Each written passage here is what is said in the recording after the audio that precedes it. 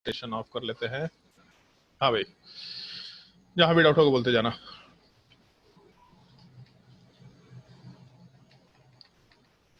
Question number कहाँ गया भाई? क्वेश्चन नंबर जो येलो का रखा शायद ये सब दिया था ना। जो भी डाउट है बोलते जाओ। क्वेश्चन नंबर 1 से लेके 12 तक में कोई डाउट? 13 से लेके 29 तक में कोई डाउट? 29. 29 क्वेश्चन नंबर 29 में विच of the So following third has part or fifth part? Third part और फिफ्थ पार्ट तो फिर भी ठीक है। चलो ठीक है, थर्ड पार्ट और फिफ्थ पार्ट को देख लेते हैं। अच्छा नहीं सॉल्व कर सकते हैं, ठीक है। थर्ड पार्ट और फिफ्थ पार्ट को छोड़ दो। जैसे तुम लोगों को शायद एक चीज़ बोला था मैंने लास्ट क्लास में, बोले थे कि उसके बिना काम चल जाएगा। बट यहाँ पे ये जो चीज़ है PS3, इसका बॉन्ड एंगल अप्रोक्सीमेटली 90 डिग्री होता है। ASS3 का भी बॉन्ड एंगल अप्रोक्सीमेटली 90 डिग्री होता है। और बॉन्ड एंगल 90 डिग्री क्यों होता है उसका एक लॉजिक यहाँ से रिलेट करके देख सकते हैं। जैसे तुम लोगों को एक चीज़ बोला था, अगर हम लोग अमोनिया में pure atomic orbital overlap concept use करें तो उस केस में HNH जो बॉन्ड एंगल है वो कितना आएगा। तो वहाँ पे तुम लोग को याद होगा कि अगर हम लोग प्योर एटॉमिक ऑर्बिटल लेके चलते हैं तो PX PY PZ जब तीन बॉन्ड्स बनाते हैं तो उस केस में PX PY PZ ये तीनों के तीनों जो बॉन्ड होंगे ये सारे के सारे एक दूसरे के साथ 90 डिग्री पे निकल के आएंगे। तो इसी वजह से मतलब वहाँ पे हम लोग ऐसा मेंशन करते थे कि अमोनिया वाले पार्ट में एंगल जो है वो 109 के अप्रॉक्स आता है, मतलब 107 के अराउंड आता है, जो कि ऑर्बिटल ओवरलैप कंसेप्ट के हिसाब से गलत निकल के आ रहा है। तो बेसिकली वो कंसेप्ट वहाँ पे ख़राब हो रहा था। लेकिन PS3 मॉलिक्यूल इनफैक्ट PS3 से भी मतलब नहीं है। वैसे एलिमेंट्स जिसका इलेक्ट्रोनेगेटिविटी 2.1 और उससे कम हो और अगर उससे हाइड्रोजन अटैच्ड है तो इस केस में हाइड्रोजन के लेस इलेक्ट्रोनेगेटिविटी की वजह से जो भी सेंट्रल एटम का इलेक्ट्रोनेगेटिविटी 2.1 या उससे बिलो होगा वो हाइब्रिडाइजेशन में पार्टिसिपेट नहीं कर सकता। इस चीज़ को हम लोग ड्रैगोज रूल भी बोलते हैं, बट वो रूल अभी हम लोग डिस्कस नहीं करेंगे। नॉन एग्जिस्टिंग स्पीसीज से रिलेटेड छोटा सा पार्ट होता है, तब वहाँ पे PS3 के बारे में मालूम पड़ेगा कि PS3 में एक्चुअल में हम लोग का हाइब्रिडाइजेशन काम नहीं करता। वहाँ पे प्योर एटॉमिक ओवरलैप कंसेप्ट जो था वही चीज़ काम करता है। आंसर यहाँ भले ही निकल के आ गया होगा, मतलब रिलेटिव कंपैरिजन करेंगे तो आंसर में दिक्कत नहीं है, but absolute angle approximately 90 degree है। दूसरे वाले में भी अप्रोक्सीमेटली 90 डिग्री। ये बात अलग है कि पहले वाले में बॉन्ड एंगल थोड़ा ज़्यादा, दूसरे में थोड़ा कम, इस टाइप से कंसिडर कर सकते हैं। मतलब PS3 में बॉन्ड एंगल सबसे ज़्यादा, फिर आर्सेनिक में, फिर एंटीमनी में। बट एंगल जो है वो ओवरलैप में जब बॉन्डिंग करा रहे होते हैं हम लोग तो हाइब्रिडाइजेशन कंसेप्ट यूज़ नहीं कर रहे होते हैं, इसलिए bond angle near about 90 degree निकल के आता है। तो जैसे क्वेश्चन थर्ड वाले पार्ट में PS3 है, इसका एंगल वाला पार्ट 90 डिग्री के अराउंड निकल के आएगा, जबकि H2 वाले पार्ट का एंगल 104 के अराउंड आता है। और ये पार्ट भी हम लोग डिस्कस नहीं कर सकते। Cl2O यहाँ पे बैक बॉन्डिंग का केस है, तो इस क्वेश्चन को छोड़ देना अभी के लिए। थर्ड वाले केस में ये जो फोर्थ अच्छा नहीं सॉरी, थर्ड वाले केस में तो दो ही पार्ट है। थर्ड वाले केस में जो PS3 है यहाँ हाइब्रिडाइजेशन पॉसिबल नहीं होता, तो बॉन्ड एंगल 90 डिग्री है। तो इस केस में ये वाला पार्ट एक क्वेश्चन का छोड़ सकते हैं। अभी के लिए ध्यान रख सकते हैं कि 90 डिग्री है, बट वो कंसेप्ट जो ड्रैगोज रूल है वो थोड़ा हम लोग आगे डिस्कस करेंगे। जैसे डिस्कशन का उसमें पॉइंट क्या है कि जैसे PF5 एग्जिस्ट करता है बट PH5 एग्जिस्ट नहीं करता। मतलब PF5 एग्जिस्ट करता है बट PH5 एग्जिस्ट नहीं करता, ऐसा क्यों? तो ड्रैगोज रूल का ही एक एप्लीकेशन है नॉन एग्जिस्टिंग स्पीसीज में। ये रूल एनसीईआरटी में नहीं दे रखा है, ये रूल अपने सिलेबस का पार्ट नहीं है, लेकिन उसका जो एप्लीकेशन है उसको हम लोग किसी दूसरे लॉजिक के तरीके से मतलब जो एनर्जी का कंसिडरेशन है वही ऑर्बिटल मिक्सिंग में जाएंगे जिनका एनर्जी सेम और नियर बाई सेम हो, उस एनर्जी के कंसिडरेशन से रिलेट करेंगे। इसलिए ये क्वेश्चन अपने सिलेबस का पार्ट है, वो रूल को हम लोग बस यूज करेंगे और उसी का एप्लीकेशन यहाँ पे PS3 के बॉन्ड एंगल 90 डिग्री में आ रखा। सेम चीज 5 नंबर में होगा। PF3 में जो हाइब्रिडाइजेशन का पार्ट है वो होगा, जबकि PS3 में नहीं होगा। तो PS3 में बॉन्ड एंगल 90 डिग्री के बराबर होगा, जबकि PF3 वाले पार्ट में बॉन्ड एंगल जो अपना स्टैंडर्ड 109 है उससे थोड़ा कम आएगा, क्योंकि फॉस्फोरस के ऊपर एक लोन पेयर वाला पार्ट एग्जिस्ट कर रहा है।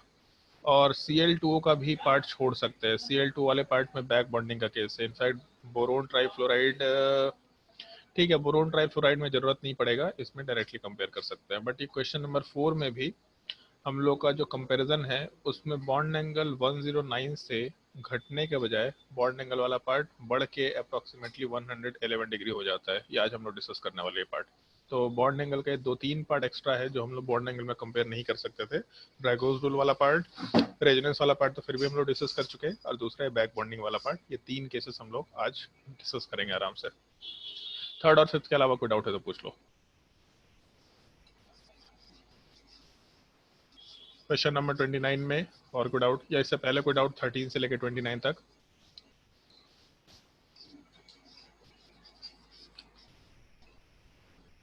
क्वेश्चन नंबर, इसके बाद कौन सा है? 30 से लेके इसके आगे कोई क्वेश्चन में डाउट है अगर तो पूछ लो। क्वेश्चन 50। Question number 50। आज सब लोग होमवर्क बना के नहीं आए, एक ही आदमी डाउट पूछ रहा है, मतलब होमवर्क भी एक ही आदमी बना रखा है। क्वेश्चन नंबर 50 बोला ना? सर सवाल क्या बोला, एक बार समझा मेरे को। सर एक मॉलिक्यूल दे दिया है, उसमें हाँ, एक 2 एटम्स को अंडरलाइन कर दिया है, दोनों का बॉन्ड ऑर्डर निकालना है। एटम से मतलब नहीं है, स्पीसीज बोला। तो बेसिकली हम लोग को ये पार्ट का बॉन्ड ऑर्डर निकालना है, NO प्लस का। NO प्लस का। तो BF4 माइनस और NO प्लस। तो NO प्लस का बॉन्ड ऑर्डर अगर हम लोग निकालने जाएं तो नाइट्रोजन और ऑक्सीजन को मिला के टोटल 15 इलेक्ट्रॉन्स होते हैं, लेकिन एक पॉजिटिव चार्ज मतलब 14 इलेक्ट्रॉन, और 14 इलेक्ट्रॉन का मतलब हो गया N2 के जैसा स्ट्रक्चर। तो जो भी आइसो इलेक्ट्रॉनिक स्पीसीज होंगे उनका बॉन्ड ऑर्डर सेम होता है, मतलब बॉन्ड ऑर्डर वाला पार्ट 3 के बराबर होगा। सर 46 का बी वाला ऑप्शन। 46 का बी वाला ऑप्शन क्या है भाई? बी वाला ऑप्शन के। हाँ ठीक है। इसका आंसर C2 दिया हुआ है। बी वाले ऑप्शन में के स्टार दे रखा, sigma 2s sigma star 2s, ठीक है। के स्टार वाला पार्ट तो तुम्हारा sigma 1s sigma star 1s हो गया, वो काम का नहीं रहेगा। पूछा क्या इसमें? आइडेंटिफाई द मॉलिक्यूल्स और एटम और ions from the following molecular orbital energy formulation, the species should be selected from. Okay, तो जैसे 2 2 4 इलेक्ट्रॉन, 4 और 2 6, 6 2 8, 8 और 2 10 और 1 11। तो 11 इलेक्ट्रॉन है। अगर 11 इलेक्ट्रॉन है तो C2 आंसर दिया है। C2 तो एनी हो आंसर नहीं हो सकता उसमें, तो उसमें 12 इलेक्ट्रॉन हो जाएगा, मतलब C2 वाला पार्ट तो आंसर नहीं हो सकता। बाकी सब मैच कर रहे हैं तो C2 ही बच रहा है बस, और इसका आंसर तो हो सकता है शायद कुछ प्रिंटिंग एरर हो, मे भी एक पॉसिबिलिटी है, जैसे यहाँ पे C2 वाला पार्ट ना हो, यहाँ पे हो सकता है C2 प्लस दे रखा हो, एक पॉसिबिलिटी है। तो C2 प्लस आंसर कंबाइन हो जाएगा, या फिर आइदर यहाँ C2 कर लो, नहीं तो फिर यहाँ अगर 2 करेंगे बाकी तो। सब हो जा रहा है मैच। हाँ तो ठीक है, उधर C2 प्लस कर लो, C2 प्लस करेंगे तो मैच हो जाएगा ना। हाँ सर। ठीक है, उसको C2 प्लस कर लो। और कोई डाउट क्वेश्चन नंबर 46 के अलावा?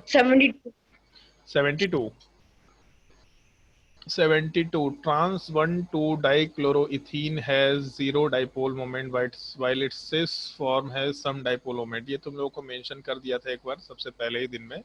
ट्रांस का मतलब हम लोग मैक्सिमम डिस्टेंस की बात करते हैं। ट्रांस 1,2 डाइक्लोरो इथीन, तो इथीन दे रखा और डाइक्लोरो दे रखा। ट्रांस स्ट्रक्चर में क्लोरीन क्लोरीन कैंसिल आउट हो जाएगा डाइपोल मोमेंट में, हाइड्रोजन तो अपने काम का वैसे भी नहीं रहेगा। और दूसरे वाले केस में दोनों क्लोरीन सिस के स्ट्रक्चर में, मतलब कम डिस्टेंस पे है। तो जो सिस स्ट्रक्चर है इसमें 1,2 डाइक्लोरो इथीन, यहाँ पे डाइपोल मोमेंट ऊपर के डायरेक्शन में निकल के आना चाहिए। और कोई डाउट?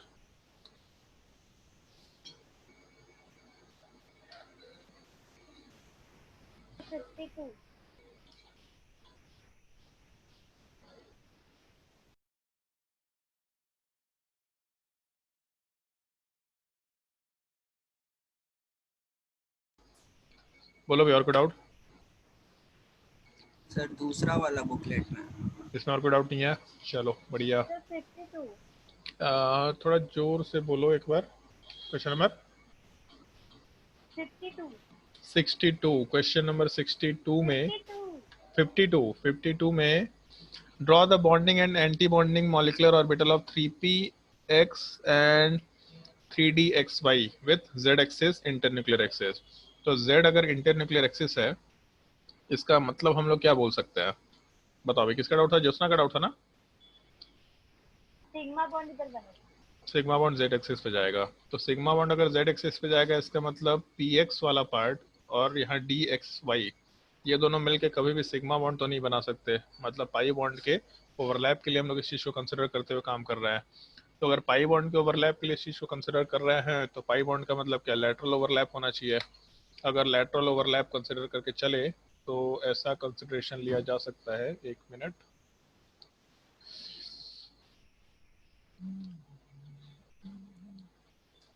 जो मैं स्क्रीन पे लिख रहा हूँ तुम लोगों को दिख रहा है स्क्रीन पे? हमको पता नहीं चल रहा हम क्या क्या शेयर किए हुए हैं। एनोटेशन दिख रहा है ना? Yes sir. ओके। हाँ, तो जैसे हम लोग पाई बॉन्ड वाले पार्ट का अगर कंसिडरेशन लेके चल रहे हैं तो इस केस में पाई बॉन्ड के फॉर्मेशन के लिए हम लोग लैटरल ओवरलैप करा रहे हैं। तो पी एक्स वाला पार्ट और 3D XY वाला पार्ट इस टाइप से कुछ आएगा। तो जब हम लोग सिग्मा बॉन्डिंग ऑर्बिटल का फॉर्मेशन कराएंगे, मतलब बॉन्डिंग मॉलिक्यूलर ऑर्बिटल, तो प्लस वाला पार्ट प्लस के सामने, माइनस वाला पार्ट को माइनस के सामने रख के यहाँ पे ओवरलैप करा सकते हैं। और जब इन दोनों को ओवरलैप कराएंगे तो डायग्राम कुछ ऐसा बन के आएगा। मतलब मेरे हिसाब से मछली टाइप का डायग्राम बनेगा, ऐसा कंसिडर कर सकते हैं, जिसमें ऊपर प्लस होगा नीचे माइनस होगा। और जब एंटी बॉन्डिंग की बात करेंगे तो एंटी बॉन्डिंग में प्लस के सामने माइनस निकल के आना चाहिए। मतलब ऐसा डायग्राम है प्लस माइनस, दूसरे वाले केस में प्लस के सामने हम लोग का माइनस वाला पार्ट निकल के आएगा। तो ऊपर माइनस ले लेते हैं, नीचे प्लस ले लेते हैं। तो उसके वजह से एंटी बॉन्डिंग में डायग्राम कुछ इस टाइप का कंसिडर किया जा सकता है। ये डायग्राम कुछ निकल के आएगा। हो गया। Also locate the nodal plane. तो अच्छा, तुम्हारा ये लेक्चर छूटा था ना शायद, हाँ नोडल प्लेन जहाँ पे इलेक्ट्रॉन को फाइंड करने की प्रोबेबिलिटी 0 होती है। तो नोडल प्लेन वाला पार्ट अपने पास यहाँ पे कंसिडर कर सकते हैं। टोटल 3, नीचे वाले पार्ट में, ऊपर वाले पार्ट में 2। और कोई डाउट?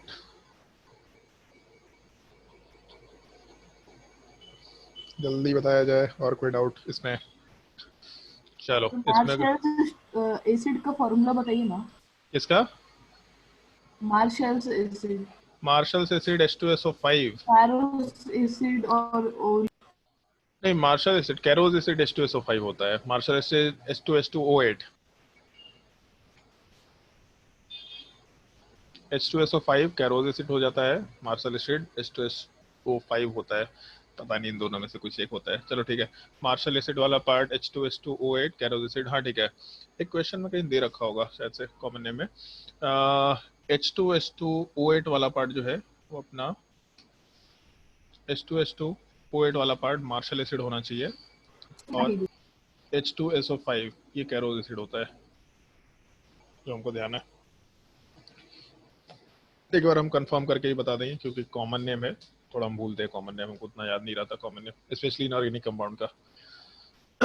चलो सेकंड वाले बुकलेट के ऊपर आते हैं। वैसे कहाँ ये सवाल दिया था?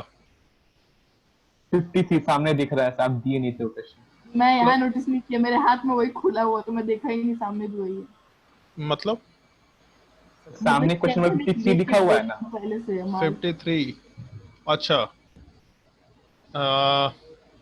हाँ, तो उसमें मार्शल एसिड H2SO8 होता है, कैरोज एसिड वाला पार्ट H2SO5 होता है। मेरे हिसाब से ऐसा होगा। बाकी एक बार स्ट्रक्चर, एक सेकंड रुक जाओ, अभी बताते हैं। नंबर 53 सल्फ्यूरिक एसिड तो ठीक है, मार्शल एसिड हाँ ठीक है, H2SO8 वाला पार्ट, और उसके बाद कैरोज एसिड H2SO5, हाँ ठीक है भैया, सही है। चलो, कॉमन नेम कभी कभी हम मिस्टेक कर सकते हैं, इसलिए कॉमन नेम बोलते वक्त हम थोड़ा ध्यान रखा करते हैं। जैसे इनऑर्गेनिक केमिस्ट्री बहुत सारा कॉमन नेम है, तो याद रखना थोड़ा मुश्किल हो जाता है। तुम लोग को याद रखना मजबूरी है, मेरे लिए याद रखना ऑप्शन है। तो हम याद रखे या ना रखे कोई दिक्कत नहीं है, तुमको याद रखना पड़ेगा, क्योंकि तुम्हारे जो एडवांस का और नीट का एग्जाम है। तुम याद नहीं रखेगा तो दिक्कत है, हम याद ना रखे मेरी मर्जी पे है, ठीक है। चलो सेकंड वाले बुकलेट को देखते हैं। एक मिनट,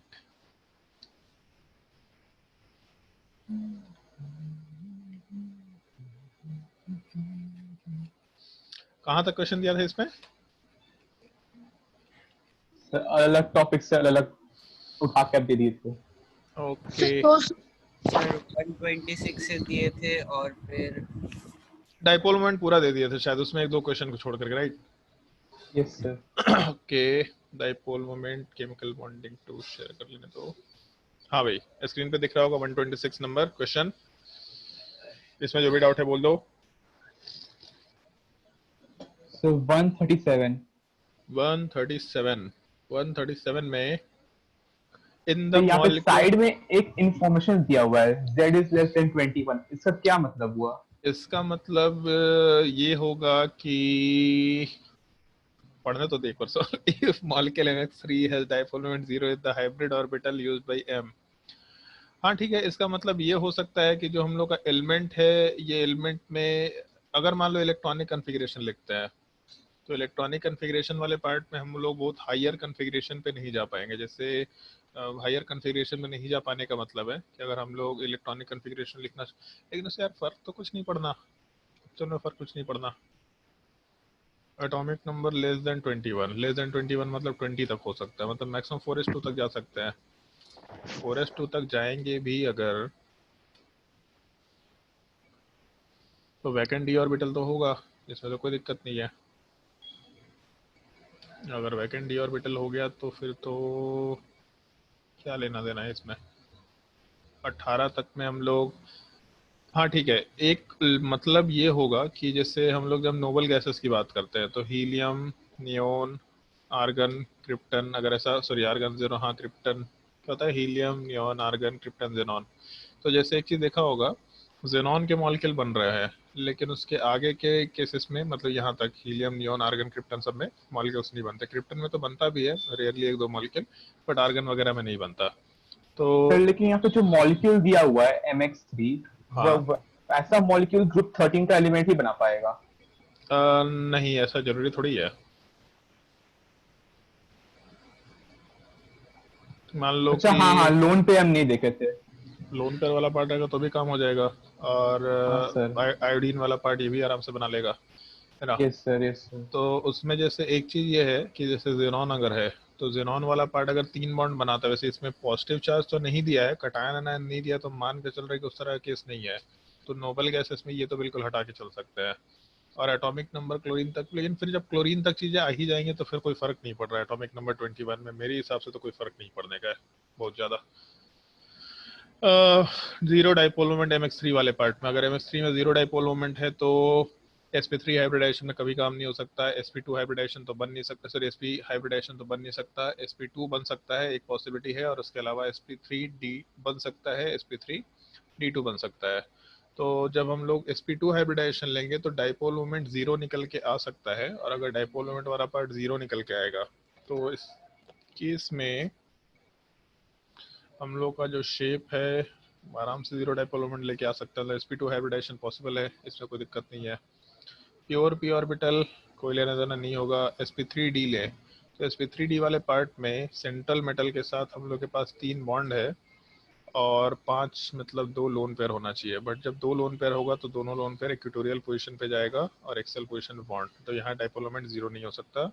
sp3d2 अगर लेके चले तो sp3d2 वाले पार्ट में 2 लोन पेयर मतलब 4 बॉन्ड पेयर होना चाहिए, तो ये भी अपना आंसर नहीं हो सकता अगर डाइपोल मोमेंट को जीरो कराना है तो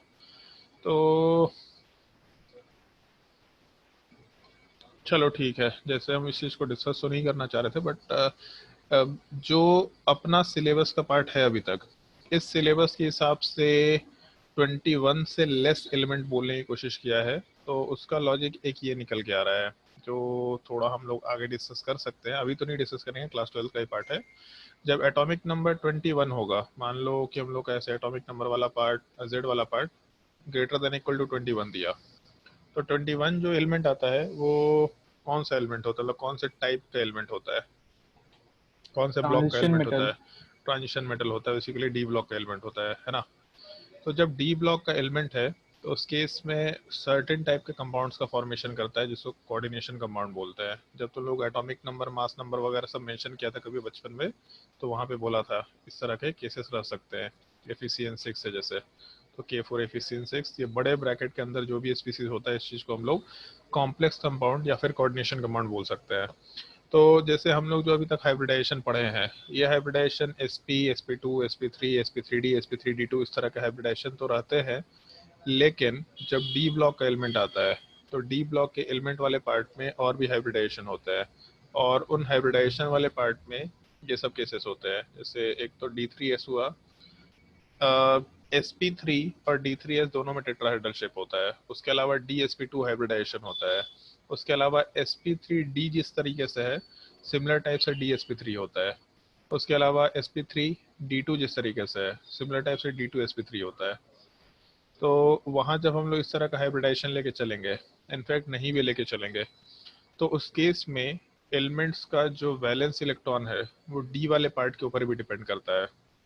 तो अगर डी के ऊपर वैलेंस इलेक्ट्रॉन डिपेंड करना शुरू कर गया तब उस केस में वहाँ पे नंबर ऑफ लोन पेयर्स में वेरिएशन आ सकता है आराम से। और अगर नंबर ऑफ लोन पेयर्स वाले पार्ट में मतलब 1 lone pair, 2 lone pair, 3 lone pair, 4 lone pair, इस तरह के लोन पेयर निकल के आने शुरू हो गए तो वहाँ डाइपोल मोमेंट वाला पार्ट 0 निकल के आ सकता था। तो वो एक पॉसिबिलिटी को कैंसिल करने की कोशिश कर रहा है कि हम लोग का कोऑर्डिनेशन कंपाउंड नहीं है एनी हाउ।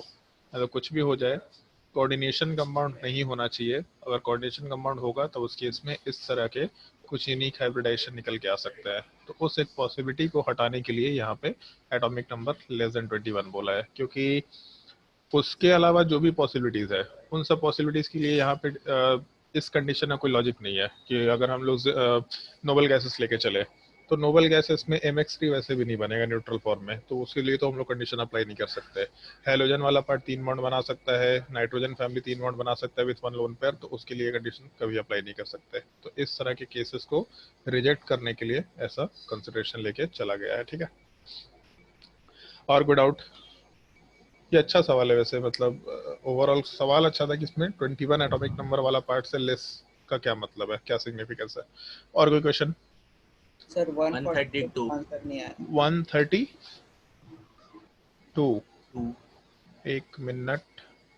क्वेश्चन नंबर 132 में halogen forms compound among themselves, उस चीज को हम लोग इंटर हेलोजन कंपाउंड भी बोलते हैं। यहाँ पे नाम नहीं दे रखा कहीं पे भी, बट अगर halogen compound themselves compound among themselves जैसे ICl2, ICl3, ICl2 नहीं, ICl5, ICl, IBr, तो उस तरह कंपाउंड को हम लोग in general inter halogen compound बोल सकते हैं। ये नाम ध्यान रखना, इंटर मतलब 2 स्पीसीज, तो इस केस में इंटर हेलोजन कंपाउंड्स बोल सकते हैं। तो हम लोग का जो इंटर हेलोजन कंपाउंड वाला पार्ट होगा अगर उनको कंसिडर करके चले हम लोग तो molecular formula x x dash, मतलब जैसे ICl हो गया एक्स एक्स डैश 3 तो ICl3 डैश हो गया, एक्स एक्स 5 मतलब ICl5 या IF5 ले लेते हैं एग्जाम्पल में, एक्स एक्स डैश 7 IF7 ले सकते हैं, where X is the heavier halogen. ठीक है, हेवियर हेलोजन सेंटर एटम बनेगा क्योंकि इलेक्ट्रोनेगेटिविटी वाला पार्ट कम निकल के आना चाहिए। Which of the following pairs representing their structures and being polar and non polar are correct. तो अगर हम लोग एक्स एक्स डैश लेके चलते हैं तो हम लोगों का हमेशा मॉलिक्यूल पोलर निकल के आएगा। अगर एक्स एक्स डैश लेके चले जैसे IF है तो आयोडीन वाले पार्ट पे 3 लोन पेयर हो जाएगा, और 3 लोन पेयर एक बॉन्ड पेयर sp3 हाइब्रिडाइजेशन, कभी भी लीनियर शेप में यहाँ पे डाइपोल मोमेंट 0 निकल के नहीं आ सकता, मतलब हमेशा पोलर मॉलिक्यूल होगा। तो लीनियर मॉलिक्यूल तो होगा ही क्योंकि 2 ही एटम है, और पोलर भी होगा, तो पहला ऑप्शन तो करेक्ट है। दूसरा ऑप्शन देख लेते हैं फिर भी, एक्स एक्स डैश 3, तो ICl3 अगर लेके चले, आई के साथ 3 क्लोरीन वाला पार्ट दे रखा, उसके अलावा 2 लोन पेयर होना चाहिए, तो इसका मतलब sp3d, और sp3d में दोनों लोन पेयर वाला पार्ट इक्वेटोरियल पोजीशन पे जाएगा, तो इस केस में क्लोरीन वाला पार्ट वर्टिकल डायरेक्शन में टी शेप निकल के आना चाहिए, और टी शेप में पोलैरिटी, ठीक है, ऊपर वाला पार्ट और नीचे वाला पार्ट कैंसिल आउट करेगा, लेकिन हॉरिजॉन्टल जो क्लोरीन है और बाकी दोनों जो लोन पेयर है ये कैंसिल आउट नहीं करेंगे, मतलब पोलर। ऑप्शन बी आंसर होगा ही होगा। अच्छा, स्टार मार्क कर रखा है, मल्टीपल चॉइस करेक्ट ऑप्शन है। फिर उसके बाद x x 5 dash square pyramidal polar molecule, तो I5 अगर लेके चले तो इस केस में 5 बॉन्ड और एक लोन पेयर, तो इस केस में हाइब्रिडाइजेशन sp3d हो जाएगा, सॉरी d2 हो जाएगा, एक लोन पेयर, इसका मतलब स्क्वायर बाई पिरामिडल का एक स्क्वायर हट जाएगा, स्क्वायर पिरामिडल स्ट्रक्चर आएगा। और अगर स्क्वायर पिरामिडल स्ट्रक्चर है तो ऊपर के लोन पेयर को काटने के लिए या ऊपर के लोन पेयर के डाइपोल मोमेंट को काटने के लिए कोई काउंटर डाइपोल नहीं है, मतलब पोलर मॉलिक्यूल होगा। थर्ड ऑप्शन भी आंसर होना चाहिए। और I7 dash pentagonal bi pyramidal non polar, pentagonal bi pyramidal non polar होगा। ठीक है, फोर्थ ऑप्शन भी आंसर होगा। ये तो डाउट के लायक सवाल नहीं है यार। सर 145। 145। अनूप भी कोई सवाल पूछा था, अनूप बताओ क्या सवाल था तुम्हारा, क्या आंसर में दिक्कत है? सर 144 का आंसर नहीं आया। चलो तो पहले 144 देख लेते हैं, फिर 145। अच्छा एक सेकंड।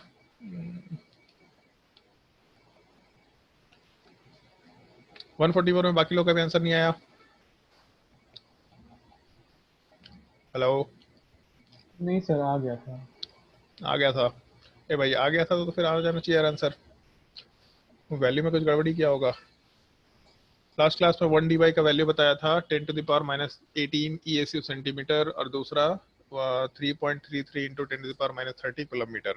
अगर उस वैल्यू को यूज करके चले हम लोग तो the gaseous HX molecule has measured dipole moment of 4 dy, which indicates it is a very polar molecule.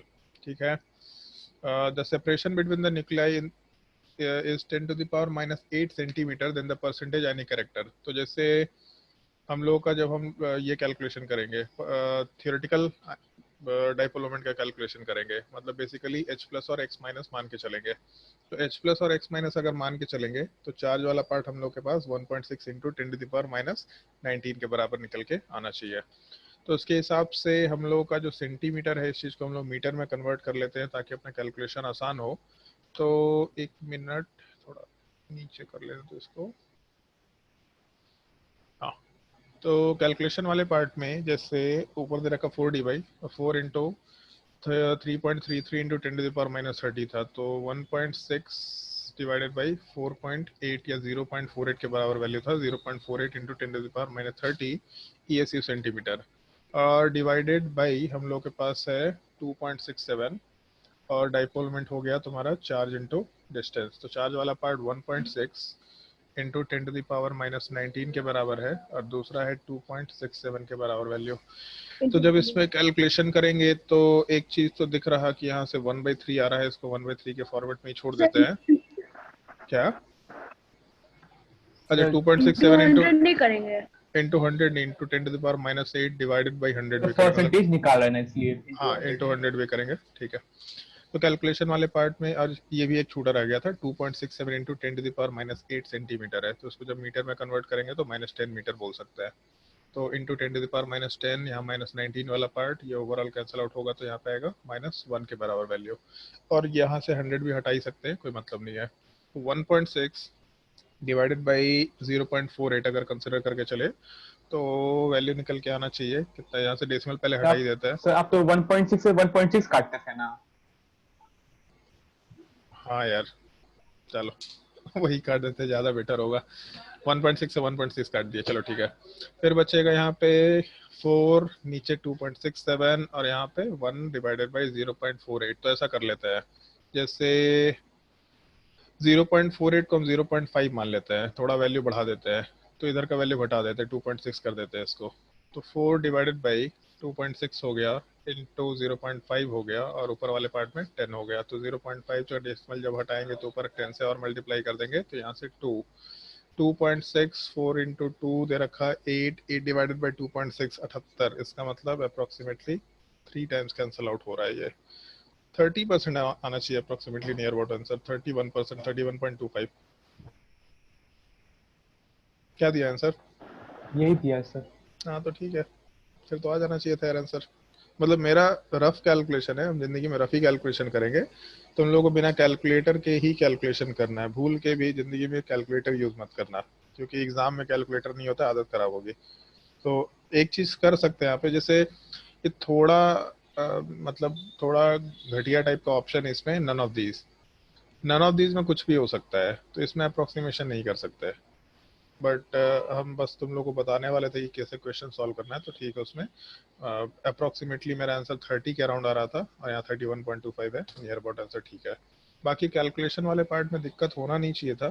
4 dy, तो उसको जब कन्वर्ट किया तो 4 इंटू 3.33 और ऐसे इंटू क्वेश्चन में बहुत बार नन ऑफ दीज भी आंसर दिए रहते हैं। बहुत क्वेश्चन, मतलब सर कितना ऐसे क्या बोल रहे हैं? सर ऐसे ऑप्शन दिएगा तो पूरा कैलकुलेट करना पड़ेगा। हाँ पूरा कैलकुलेट करना पड़ेगा, इसमें कोई ऑप्शन नहीं है। हाँ भाई आदित्य, कितना क्वेश्चन कर लिया तो जिंदगी में, जो ऐसा क्वेश्चन है बहुत जगह पे ऐसा दे रखा होता है, बोल रहा है। हम तो आज तक नहीं देखा क्वेश्चन ऐसा कभी दे रखा होता है। कल एक टेस्ट दिया था IIM, तो उसमें पूछा था पीछे, तो फिर बहुत से लोग अप्रोक्सीमेट आंसर मार दिया था पास वाला। लेकिन नहीं, दिखाना चाहिए। अगर पास पास वाला आंसर देता है तो ऐसे अप्रोक्सीमेशन नहीं किया जाता है। अप्रोक्सीमेशन करता है कुछ चीज़ों का ध्यान रखा जाता है कि जो चारों ऑप्शन है वो किस टाइप के। यहाँ के ऑप्शन में ठीक है 78 है, 31 है, 50 है, चलेगा यहाँ पे। बट ऐसा ऑप्शन थोड़ा ना 32 है, 35 है, तो इस तरह के ऑप्शन में थोड़े ना अप्रोक्सीमेशन करेंगे हम लोग। इस तरह के ऑप्शन में एग्जैक्ट कैलकुलेशन करना पड़ेगा। लार्ज गैप होना चाहिए, 4-5 यूनिट का गैप होना चाहिए, तब अपना काम हो सकता है। इसीलिए ध्यान रखा करना। खैर 4D इंटू 3.33 इंटू 10⁻⁻30, और जब एक चार्ज आ जाएगा प्रोमिनेंटली 1 चार्ज के बराबर वैल्यू आएगा, तो 1.6 इंटू 10⁻⁻19 इंटू डिस्टेंस वाला पार्ट दे रखा है 2.67 इंटू 10⁻⁸ सेंटीमीटर, जिसको मीटर में कन्वर्ट करेंगे तो -10। तो यहाँ से अपना आंसर निकल के आएगा 3.33 को हम लोग 1.6 डिवाइडेड बाई 0.48 लेके चलेंगे, ताकि ये 1.6 वाला पार्ट आराम से कैंसिल आउट हो जाए। तो आंसर मेरे हिसाब से निकल के आ रहा है, एक बार कैलकुलेशन देख लेना लोग, ठीक है। इसके बाद अद्वैय बोला था क्वेश्चन नंबर 145। क्वेश्चन नंबर 145 को जब डिस्कस करेंगे तो इसमें विच ऑफ द सर आप बोले फॉलोइंग। थे इसमें से जेडी लिखी पढ़ने के लिए, इसमें एक हाइड्रोजन टॉपिक है, तभी ये समझ में आएगा। हाँ, ये टॉपिक मैंने बोला था कि जेडी ली में, और बोले भी थे कि नेक्स्ट क्लास में क्वेश्चन ही पूछेंगे उस टॉपिक पार्ट से। जेडी ली में बोला था हाइड्रोजन से रिलेटेड एक छोटा सा पॉइंट होगा उसका, इलेक्ट्रोनेगेटिविटी का। और अच्छा एक और सवाल दिए थे भाई तुम लोगों को, तो बॉन्ड स्ट्रेंथ का सवाल। इलेक्ट्रोनेगेटिविटी का नहीं दिया हुआ है कुछ, क्या नहीं देखिए दिया है? इलेक्ट्रोनेगेटिविटी के बारे में नहीं दिया हुआ है ड्यूटेरियम का कुछ, पक्का? देखे तो तो थे आप तो। बॉन्ड लेंथ कंपेयर करने के लिए बोले थे H2 और हम T2 का। बॉन्ड लेंथ कंपेयर नहीं करने बोले थे, हम बॉन्ड स्ट्रेंथ बॉन्ड कंपेयर करने बोले स्ट्रेंथ। थे। स्ट्रेंथ कंपेयर करने बोले अच्छा, थे। हम बॉन्ड H2 लेंथ देख लिए। नहीं, H2 का और D2 का बॉन्ड स्ट्रेंथ कंपेयर करना है। बॉन्ड लेंथ तो बराबर माना जाता है दोनों का। बॉन्ड स्ट्रेंथ कंपेयर करने बोले थे, और उसी के बेसिस पे जैसे एक ये कंपैरिजन भी करने बोला था कि CH अगर हो हम लोग के पास और CD हो, तो इन दोनों में ज्यादा बॉन्ड स्ट्रेंथ किसका होगा, इसी के बेसिस पे कंपैरिजन करने बोले थे। और दूसरा ये भी बोले थे ये मालूम करके भी आना कि ऐसा बॉन्ड स्ट्रेंथ क्यों होता है, ये जेडीली में दे रखा है। और दूसरा इलेक्ट्रोनेगेटिविटी, वहाँ डेफिनेटली कहीं ना कहीं एक टेबल बना रखा होगा जहाँ पे हाइड्रोजन को और ड्यूटेरियम को कंपेयर किया होगा। इनफैक्ट हाइड्रोजन ड्यूटेरियम ट्रीटियम को कंपेयर किया गया होगा, उसमें देखना टेबल में इलेक्ट्रोनेगेटिविटी का कहीं पे ऑर्डर दे रखा होगा। जब भी कोई एक पार्टिकुलर वैल्यू की बात होती है तो उन सब चीज़ों को टेबुलेट करके रखा जाता है, एक टेबल के फॉर्म में रखा जाता है। तो इसलिए ध्यान रखना। एक बार फिर से तुम लोगों को बोल रहे हैं, बॉन्ड स्ट्रेंथ हाइड्रोजन का और ड्यूटेरियम का ज़्यादा किसका है और क्यों ज़्यादा है, और सिमिलर टाइप से कार्बन हाइड्रोजन कार्बन ड्यूटेरियम का बॉन्ड स्ट्रेंथ किसका ज़्यादा होगा और क्यों होगा, सिमिलर टाइप का ही रीज़न है। और दूसरा टेबल में कहीं देखना इलेक्ट्रोनेगेटिविटी का हाइड्रोजन ड्यूटेरियम का वैल्यू दे रखा होगा। इनफैक्ट एनसीईआरटी में दे रखा होगा, एनसीईआरटी के क्लास 11th में हाइड्रोजन जो टॉपिक है उसमें भी इलेक्ट्रोनेगेटिविटी वाला पार्ट शायद दे रखा होगा, जहां तक हमको ध्यान है। तो इस सवाल को हम छोड़ रहे हैं। हाँ बोलो। मास ऑफ एटम दिया हुआ है, फ्रीजिंग पॉइंट दिया हुआ है, बॉइलिंग पॉइंट दिया हुआ है, बॉन्ड लेंथ दिया हुआ है, heat of dissociation, latent heat of fusion, latent heat of हाँ वेपराइजेशन और वेपर प्रेशर। बढ़िया। तो एक चीज बताओ, ऐसा जरूरी थोड़े कि जो हम बोल रहे एग्जैक्टली वही रहे, इसका मतलब क्या है? हाँ, तो स्टेबिलिटी से रिलेटेड है। नहीं नहीं, ना, बॉन्ड एनर्जी। बॉन्ड एनर्जी इसका मतलब क्या है, इस वर्ड का मतलब क्या है, हीट ऑफ डिसोसिएशन का मतलब क्या है? तोड़ने, बॉन्ड को तोड़ना है। बॉन्ड को तोड़ने के लिए जितना एनर्जी देना पड़ेगा। तो जैसे मान लो कि एक रस्सी है और दो रस्सी है, तो दो रस्सी को तोड़ने के लिए ज़्यादा पावर लगाना पड़ेगा, ज़्यादा एनर्जी देना पड़ेगा। ऐसा क्यों? क्योंकि ज़्यादा बॉन्ड स्ट्रेंथ रह गया होगा। तो जो हम लोग का बॉन्ड स्ट्रेंथ है उसके बेसिस पे, अब जितना ज़्यादा बॉन्ड स्ट्रेंथ होगा उसके बेसिस पे हम लोग हीट ऑफ डिसोसिएशन को रिलेट कर सकते हैं। तो सवाल में जो हीट ऑफ डिसोसिएशन है वहाँ से बॉन्ड स्ट्रेंथ को रिलेट करो, और जैसे ही बॉन्ड स्ट्रेंथ को रिलेट किया तो इसका रीज़न दे रखा है कहीं ना कहीं जेडीडी में, क्योंकि हम वहीं से पढ़े हैं, हमको 10 साल पहले का याद है, वहाँ से पढ़े हैं। और फिर हम दोबारा एक बार जब पढ़ाने वाले भी थे ये चीज़, जब 2014-15 में पढ़ाया था हाइड्रोजन टॉपिक, तब भी उसके इसमें ये पार्ट हम वहाँ पे देखे हैं। तो इसीलिए जेडीली में दे रखा है कि हाइड्रोजन और ड्यूटेरियम में ज़्यादा बॉन्ड स्ट्रेंथ किसका होता है, क्यों, और बॉन्ड स्ट्रेंथ को हम लोग हीट ऑफ डिसोसिएशन से रिलेट कर पाएंगे। कैसे रिलेट कर पाएंगे एक बार फिर से सोच के आना, अच्छे से उसको पढ़ के देखो, मजा आएगा उस चीज़ को सर्च करने में। एक्चुअली हम बुक से इसलिए सर्च करने बोलते हैं ना कि बुक से सर्च करते वक्त दो चार और भी चीज़ें पढ़ने को मिल जाएंगी, तो इसीलिए बुक पलट पलट के देखा करो। कुछ इन्फॉर्मेशन, कुछ ग्राफ वगैरह बहुत अच्छा वहाँ पे देखने में लगता है। जैसे मैथ्स का एक बुक है, हम लोग के कोटा में सर रेफर करते थे, ये नाम है एआई प्रिलिप को। तो इसमें एक्चुअल में बहुत ज़्यादा काम का बुक नहीं होता है, इसमें लॉग का बहुत सवाल दे रखा है, मतलब लॉग का 1 से 400 क्वेश्चन दे रखा है। फिर उसके बाद इनइक्वलिटीज़ का सवाल भी सिमिलर टाइप से 1 से लेकर 300 350 400 क्वेश्चन, ट्रिग्नोमेट्री का 400 क्वेश्चन, बहुत ही प्रॉपरली अरेंज दिया है। मतलब शुरू के 10 12 15 क्वेश्चन तो तुम बस मतलब ऐसे दिमाग में कैलकुलेट कर लो इसका ये आंसर, और log 1 इज कितना होगा, log 10 कितना होगा, log 1000 कितना होगा, इस टाइप का value, log x is equal to इतना है तो x इज इक्वल टू कितना होगा। शुरू में ऐसे क्वेश्चन है, बाद में बहुत भारी भारी क्वेश्चन, मतलब लास्ट के 30-40 क्वेश्चन इतने डिफिकल्ट है कि मतलब लगेगा तुमको कि इसमें बहुत ज़्यादा टाइम लग रहा है। बट इस बुक को फिर भी हम पूरे साल भर देखते थे, इसमें बहुत अच्छा अच्छा ग्राफ दे रखा था हर जगह पे। तो उसमें एक पूरा पार्ट था जिसमें केवल ग्राफ का ही कैलकुलेशन था, केवल ग्राफ का पार्ट। उस ग्राफ के कैलकुलेशन में सिमिलर टाइप से मतलब बहुत सारे क्वेश्चन दे रखे थे, जिसमें एक ऐसा ग्राफ था। तो हमको नहीं लगता था कि ऐसा कभी कुछ बन सकता है, ये स्पाइरल। तो वाई एक्सिस यहाँ दे रखा है, इधर एक्स एक्सिस दे रखा है, और स्पाइरल ग्राफ। हमको तो समझ ही नहीं आया कि ऐसे भी बन सकता है, कि हम बस इस ग्राफ को देखते रहते थे। अरे बहुत सुंदर ग्राफ दे रखा है। तो इसीलिए बुक पढ़ा करो, उसमें कुछ अच्छा चीज देखने को मिलेगा। जैसे ये ग्राफ वहाँ दे रखा है, ये तुम्हारे काम का नहीं होता, ये ग्राफ दे रखा है इस टाइप का। और शायद कभी तुम लोग को बताया था इस चीज को, फिबोनाची सीरीज से बनाया जा सकता है, इस टाइप का शेप निकल के आता है। मतलब एक्चुअल में इतना नहीं होता, थोड़ा ऐसा टाइप का शेप निकल के आता है। तो इस तरह का उसमें बहुत सारे ग्राफ दे रखे, तो हमको समझ कुछ नहीं आता था, बट देखने बड़ा फैसिनेटिंग टाइप का लगता था। तो उससे रिलेटेड थोड़ा बहुत वो देखते थे हम। जैसे वहीं से ई पर पावर एक्स का ग्राफ सीख लिया था, हम खुद से सीख लिया था, उस टाइम तक बताया नहीं गया था। ई पर पावर माइनस एक्स का ग्राफ, इसमें कुछ वेरिएशन करते हैं, जैसे एक्स इंटू ई पर पावर एक्स का ग्राफ, इस तरह का पार्ट वहीं से सीख लिए थे। तो इसीलिए बुक्स वगैरह देखा करो, उसमें जो भी इन्फॉर्मेशन जहाँ भी दिखता है वो सब देखा करो, उससे कुछ ना कुछ सीखने को मिल जाएगा। तो मजा ही आएगा, जिंदगी भर के लिए याद रहेगा। सब कुछ केवल आई जेई के लिए थोड़ा ना पढ़ना है यार, कभी कभी कुछ मजे के लिए पढ़ लिया करो।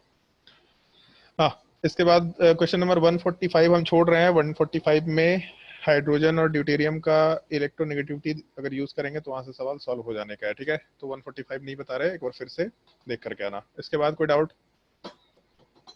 तो 146 में भी डाउट होगा शायद से, नहीं 146 में डाउट नहीं होना चाहिए, तो हम क्लास में डिस्कस करेंगे। 148 ये बताया था लास्ट क्लास में, थोड़ा बहुत हिंट दिया था तुम लोगों को। पारा डाइक्लोरो का मतलब क्या होता है? जैसे पारा डाइक्लोरोबेंजीन का मतलब बताया था अपोजिट में ग्रुप होने चाहिए। ऑर्थो का मतलब बेंजीन रिंग में जस्ट बगल वाले पोजीशन में ग्रुप होने चाहिए। मेटा का मतलब बेंजीन रिंग में थर्ड पोजीशन पे।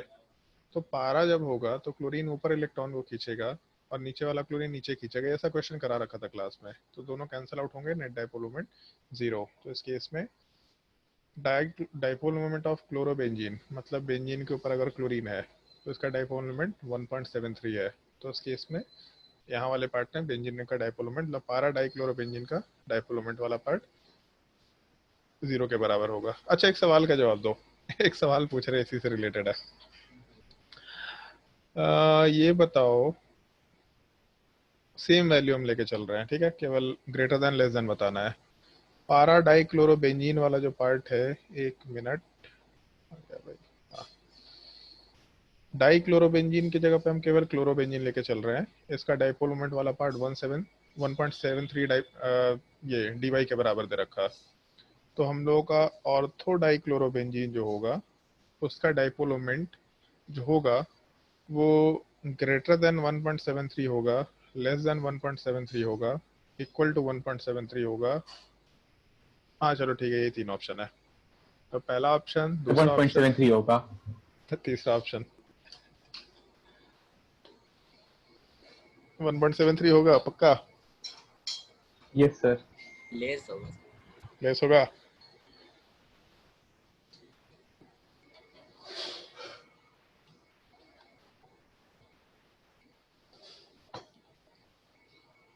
सोच लो, ये सब लोग अपना अपना सोचो। उसका तो रिप्लाई आ गया अरविंद का।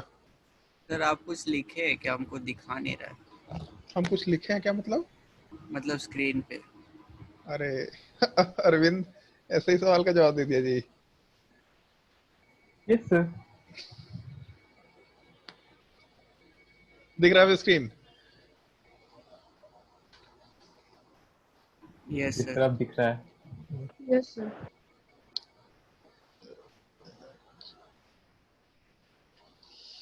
अगर डाइक्लोरोबेंजीन का डाइपोल मोमेंट 1.73 डी के बराबर है, सॉरी क्लोरोबेंजीन का डाइपोल मोमेंट 1.73 के बराबर है, तो ऑर्थो डाइक्लोरोबेंजीन, इसको O से डिनोट कर सकते हैं, ऑर्थो डाइक्लोरोबेंजीन का जो डाइपोल मोमेंट है 1.73 से बड़ा होगा, छोटा होगा, बराबर होगा।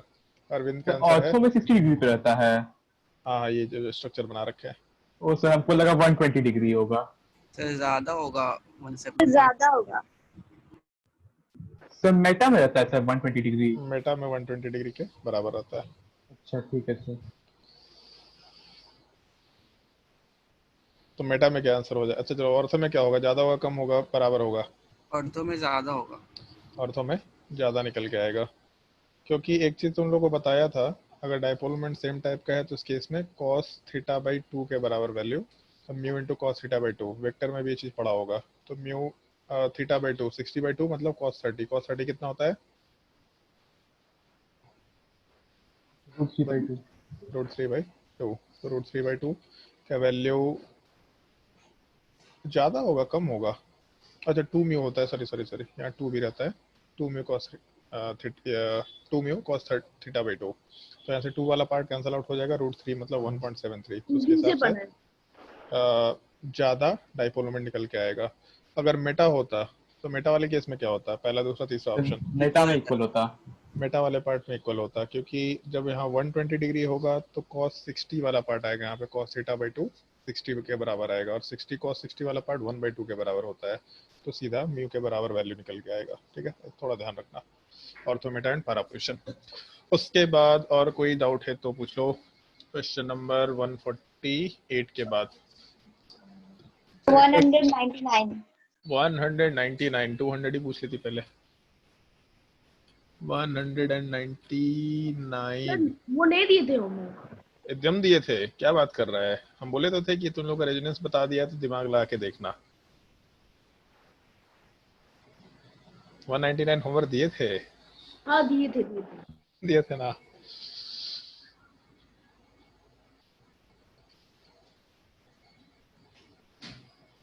अभी डाउट है इसमें जोशना? Yes sir. चलो ठीक है, एक चीज पे ध्यान दो। जैसे ये पार्ट यहाँ पे ऐसा कंसिडर कर सकते हैं, ये डायग्राम कंसिडर कर सकते हैं? बताओ।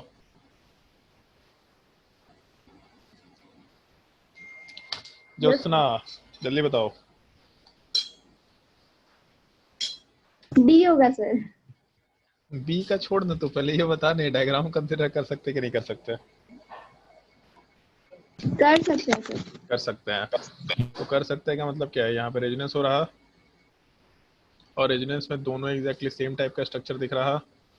तो अगर दोनों सेम टाइप का स्ट्रक्चर दिख रहा तो इसका मतलब बेसिकली डबल बॉन्ड कहीं भी नहीं है, दोनों में 1 एंड पार्शियल बॉन्ड है, -हाफ चार्ज।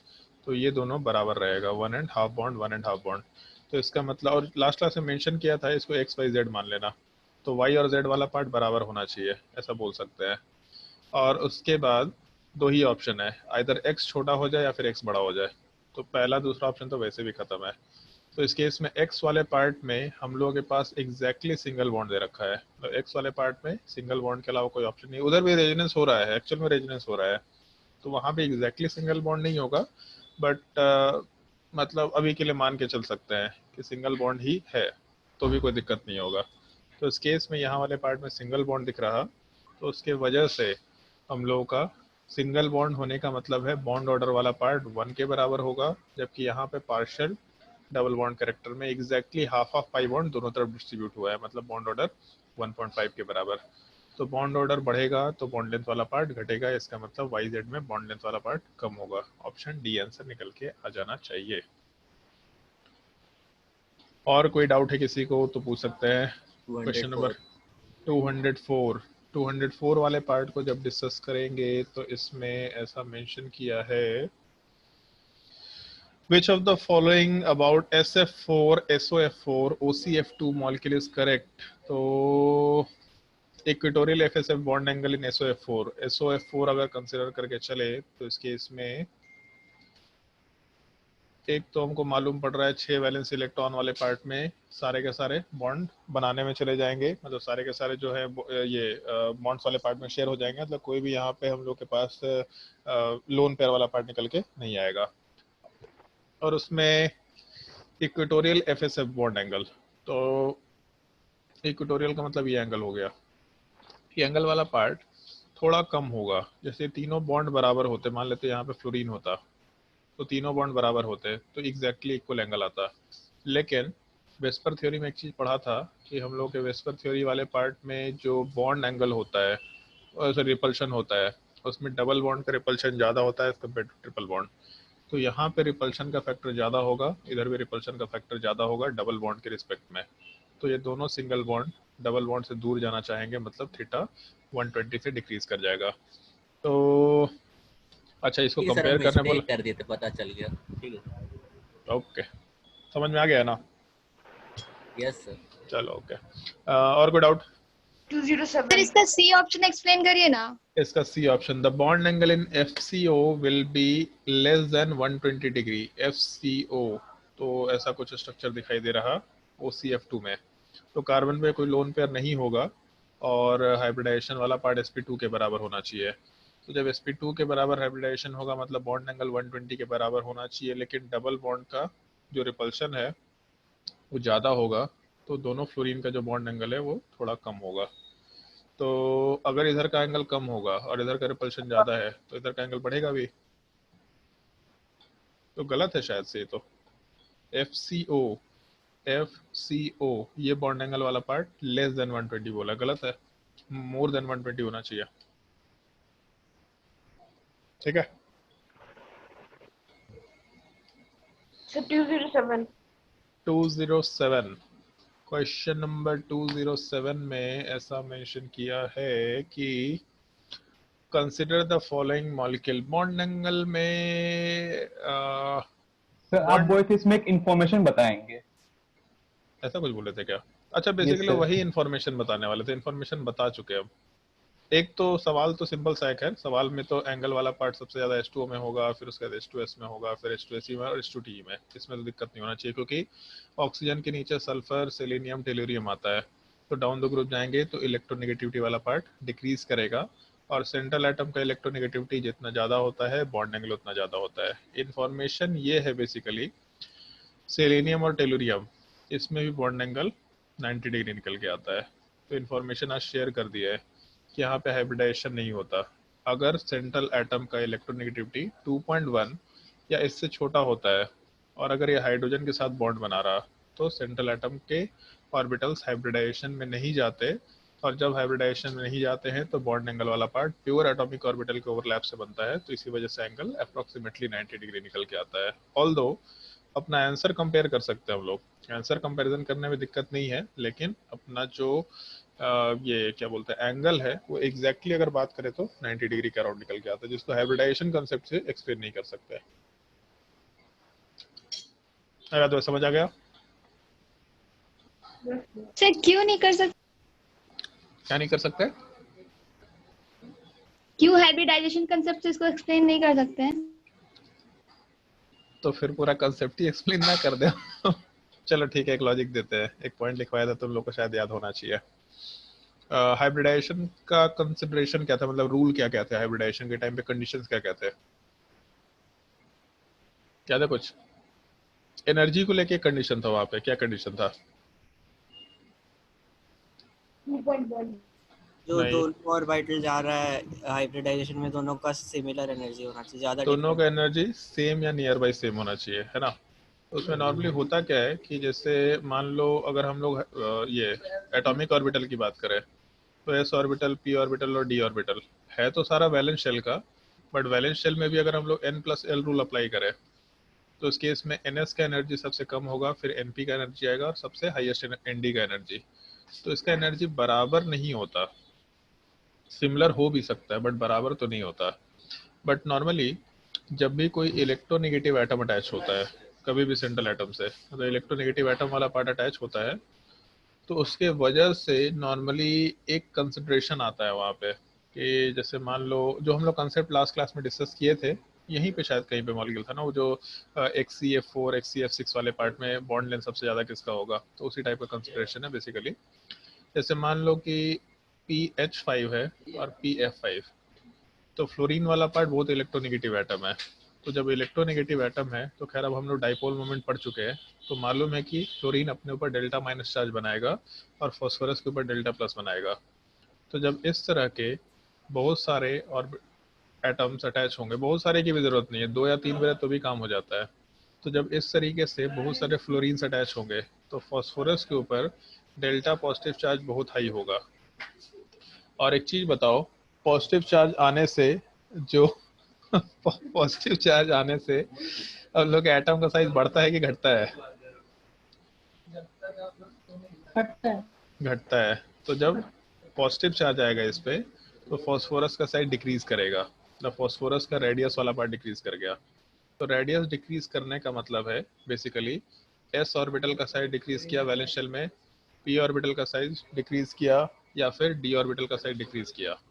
तो जब ये सब ऑर्बिटल्स का साइज डिक्रीज करेगा तो एटॉमिक स्ट्रक्चर से इस चीज़ को रिलेट कर सकते हैं। ऑर्बिटल वाला पार्ट या ऑर्बिट वाला पार्ट जितना बड़ा होता है उसका एनर्जी वाला पार्ट उतना ही हाइयर निकल के आता है। हाइयर निकल के आने का मतलब ज़्यादा पॉजिटिव होना शुरू हो जाता है। कोई भी ऑर्बिट या ऑर्बिटल न्यूक्लियस से जितना नज़दीक रहेगा उसका एनर्जी उतना ही कम होता चला जाता है। और उसमें एक और चीज़ होगा, जैसे जब रेडियस घटेगा तो इन तीनों के बीच का मतलब एस के पी के बीच का जो डिस्टेंस का गैप है वो डिस्टेंस का गैप घटना शुरू हो जाएगा। उसको ऐसा भी कैलकुलेट करके देख सकते हैं, मतलब एटॉमिक स्ट्रक्चर से रिलेट कर सकते हैं। हाइड्रोजन के R1 और R2 मतलब पहले बोर ऑर्बिट या सेकंड बोर ऑर्बिट, इन दोनों के बीच का रेडियस का डिफरेंस देखो, R2 और R3 के बीच का रेडियस का डिफरेंस देखो, देखना गैप वाला पार्ट यहाँ पे ज़्यादा होगा, यहाँ पे गैप वाला पार्ट कम निकल के आएगा। और एनर्जी का भी गैप देखना, ये चीज़ हम लोग जैसे गैप के हिसाब से काम कर रहे थे तो उस केस में जैसे इस तरह का एक नहीं सॉरी एनर्जी का गैप तो उल्टा होता है, खैर एनर्जी वाला गैप तो उल्टे डायरेक्शन में रहता है। लेकिन क्योंकि हम लोग खैर वैलेंस शेल की बात कर रहे हैं तो अगर वैलेंस शेल है तब उस केस में ऐसा हम लोग बोल सकते हैं जैसे मीन पोजीशन अपना एवरेज एनर्जी है, तो ऑर्बिटल्स वाले पार्ट जितने कॉन्ट्रैक्ट होंगे आपस में एक दूसरे के जितने नज़दीक आएंगे तब उस केस में एनर्जी वाला पार्ट सबका एक वैलेंस शेल के अंदर जो ऑर्बिटल्स होंगे उन सबका एनर्जी नियर बाई सेम के अराउंड निकल के आना चाहिए। तो जो हम लोग का ये कंसिडरेशन था जो अभी मेंशन किया था कि एनएस वाले पार्ट का एनर्जी सबसे कम होता है, फिर एनपी वाले पार्ट का, फिर एनडी वाले पार्ट का। तो जब भी कोई इलेक्ट्रोनेगेटिव एटम सेंट्रल एटम से अटैच होता है तो सारे के सारे ऑर्बिटल्स को कॉन्ट्रैक्ट करता है, क्योंकि पॉजिटिव चार्ज डेवलप करता है तो ओवरऑल रेडियस घटता है, मतलब S orbital, P orbital, D orbital सारे के एनर्जी एक दूसरे के नज़दीक आना शुरू होगा, कॉन्ट्रैक्शन होना शुरू हो जाता है मीन पोजीशन के रिस्पेक्ट में। तो इस केस में जब तीनों ऑर्बिटल कॉन्ट्रैक्ट होंगे तो तीनों का एनर्जी भी सेम या नियर बाई सेम आना शुरू होगा। सेम तो खैर नहीं हो सकता बट एनर्जी गैप घटना शुरू हो जाएगा, नियर बाई सेम एनर्जी निकल के आना शुरू होगा। तो अगर एनर्जी वाला पार्ट गैप में घटना शुरू हुआ तो इस केस में हाइब्रिडाइजेशन होने की टेंडेंसी या फिर हाइब्रिड ऑर्बिटल फॉर्म करने की टेंडेंसी आराम से इंक्रीज करेगी। बट अगर हाइड्रोजन हुआ तो हाइड्रोजन वाला पार्ट काफ़ी लेस इलेक्ट्रोनेगेटिव एटम है, तो इसके वजह से जब ये अटैच होता भी है कहीं पे तो ज़्यादा पॉजिटिव चार्ज डेवलप नहीं करा सकता। तो अगर पॉजिटिव चार्ज डेवलप नहीं कराएगा तो जो एस ऑर्बिटल, पी ऑर्बिटल वाला पार्ट या डी ऑर्बिटल वाला पार्ट है ये नियर बाई एनर्जी पे निकल के नहीं आ सकते। तो अगर नज़दीक नहीं आ सकते एनर्जी में तो जो एस ऑर्बिटल और पी ऑर्बिटल हाइब्रिडाइजेशन के टाइम पे मिक्सिंग में जाता वो मिक्सिंग में नहीं जाएगा, और जब तक ऑर्बिटल्स मिक्सिंग में नहीं जाएंगे तब तक उस केस में हाइब्रिडाइजेशन कंसेप्ट हम लोग कंसिडर नहीं कर सकते। तो इसीलिए इन सब मॉलिक्यूल्स में हाइब्रिडाइजेशन पॉसिबल नहीं होता। इसी पूरे कंसेप्ट को ड्रैगोज रूल भी बोला जाता है। तो जैसे अगर मान लो PH5 है तो PH5 वाले पार्ट में अगर 5 बॉन्ड बनाना होता तो उस केस में sp3 डिहाइब्रिडाइजेशन होना चाहिए, लेकिन यहाँ पे हाइड्रोजन वाला पार्ट ऑर्बिटल्स को कॉन्ट्रैक्ट नहीं कर पाएगा, तब उस केस में बॉन्डिंग वाला पार्ट के लिए हाइब्रिडाइजेशन पॉसिबल नहीं है, मॉलिक्यूल एग्जिस्ट नहीं कर रहा होगा। इनफैक्ट एक चीज़ देखा होगा, ऑब्जर्व किया होगा, जैसे हम लोग पहले दूसरे दिन डिस्कस किए थे कि हम लोग लेविस रूल का जो एक्सेप्शन होता है उसमें जेनॉन को रख सकते हैं कि जेनॉन नोबल गैस है बट फिर भी बॉन्ड का फॉर्मेशन करता है। बट एक चीज़ देखा है, जेनॉन के जितने भी मॉलिक्यूल डिस्कस किए हैं आइदर उसमें ऑक्सीजन था या फ्लोरीन था, इसके अलावा कोई तीसरा एटम नहीं था और कोई एटम वहाँ पे एग्जिस्ट नहीं कर रहा था, क्योंकि जेनॉन में जो ऑर्बिटल्स का कॉन्ट्रैक्शन होना है वो कॉन्ट्रैक्शन केवल ऑक्सीजन और फ्लोरीन ही करा पा रहा था, बाकी एलिमेंट्स नॉर्मली नहीं करा पाते हैं। तो जब बाकी एलिमेंट्स कॉन्ट्रैक्शन नहीं करा पाते तो इसके इलेक्ट्रॉन्स को हाइब्रिडाइजेशन में, इसके ऑर्बिटल्स को हाइब्रिडाइजेशन में लेके शायद नहीं जा पाते होंगे, देखा कोई नहीं कैसा होता है कि नहीं होता, लेकिन रिलेट किया जा सकता है। यहाँ पे ऑक्सीजन फ्लोरीन बहुत ही इलेक्ट्रोनेगेटिव एलिमेंट है, तो केवल ये दोनों इस तरह के बॉन्ड का फॉर्मेशन करा पा रहे हैं, अदरवाइज इस तरह के बॉन्ड का फॉर्मेशन नहीं हो पाना है। तो मॉलिक्यूल का फॉर्मेशन हम लोग कभी भी नहीं करा सकते। जब ड्रैगोज रूल आएगा तो इस चीज़ को वहाँ पे वापस से मेंशन करेंगे। सबसे लास्ट टॉपिक में जैसे ना फ्रैक्शनल हाइब्रिडाइजेशन, ड्रैगोज रूल, ये सब पार्ट अपने काम का नहीं है, लेकिन इसका एप्लीकेशन कहीं कहीं यूज़ कर सकते हैं, इसलिए इसको हम सबसे लास्ट में डिस्कस करेंगे। हम तो वैसे ड्रैगोज रूल और ये जो तुम्हारा फ्रैक्शनल हाइब्रिडाइजेशन होता है मेंशन ही नहीं करते थे, कभी नहीं करते थे। ड्रैगोज रूल का एप्लीकेशन ही हम बताते थे, जो अभी बताया था तुम लोगों को, बट हम रूल कभी मेंशन नहीं करते अलग से, बट तुम लोगों को मेंशन करेंगे। हाँ बताओ भाई, इसमें और कोई डाउट 207 के अलावा? एक्सरसाइज 3 में आप किए थे ना क्वेश्चन 39। एक सेकेंड, एक्सरसाइज 3 में क्वेश्चन नंबर 39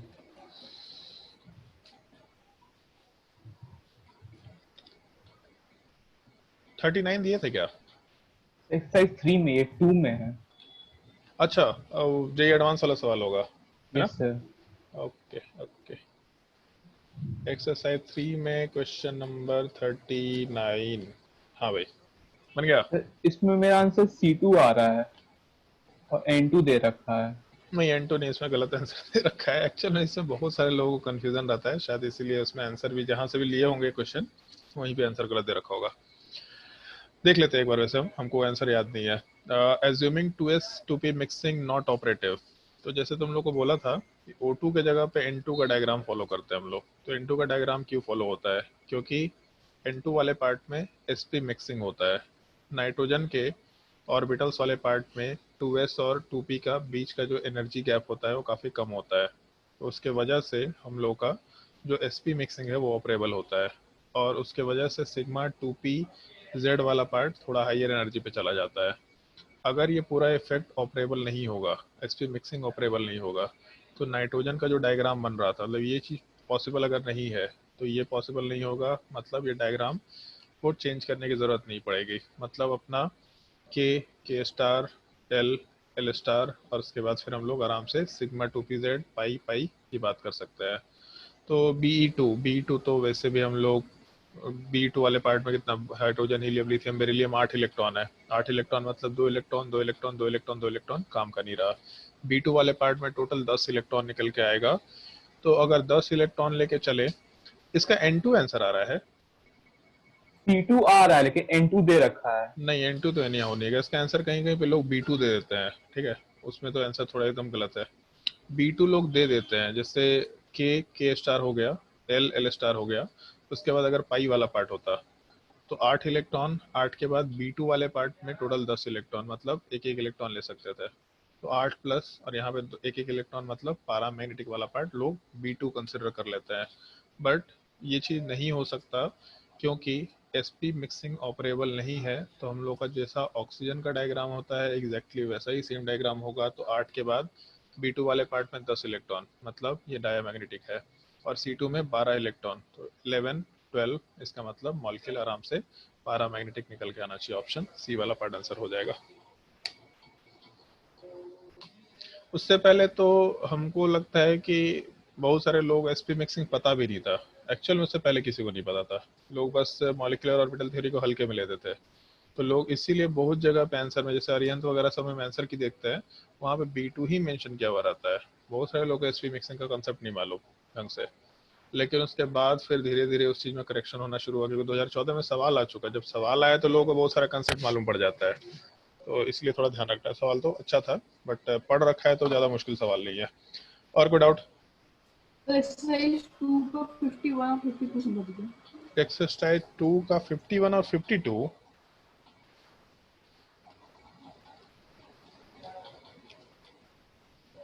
एक्सरसाइज 2 का 51 52 उम्र दिया था क्या इसको? No sir.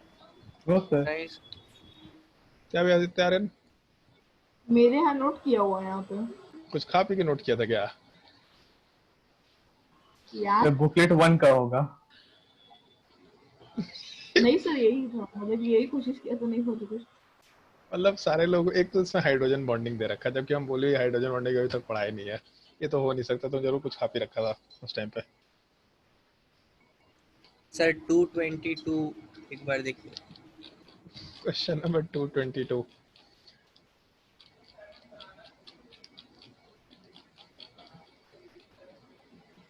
सर उसमें XCF6 का कैसे पता चलेगा बॉन्ड लेंथ, मतलब कैसे कंपेयर करेंगे? तो लास्ट क्लास आया था। हाँ सर।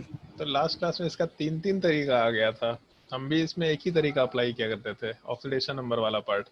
लेकिन लास्ट क्लास में परसेंटेज एस कैरेक्टर से भी इस चीज़ को रिलेट कर दिया था कोई, आदित्य आर्य ने आज में से कोई एक किया था, और इलेक्ट्रोनेगेटिविटी के बेसिस पे भी रिलेट कर दिया था। मतलब उन दोनों में से कोई एक आदमी कोई एक तरीका फॉलो किया था। ऑक्सीडेशन नंबर से भी रिलेट कर सकते हैं। जैसे मान लो ऑक्सीडेशन नंबर की बात करते हैं, लास्ट क्लास में शायद मेंशन भी किया था, XCF2 मतलब जेनॉन के ऊपर +2 चार्ज, XCF4 मतलब जेनॉन के ऊपर +4 चार्ज, XCF6 जेनॉन के ऊपर +6 चार्ज।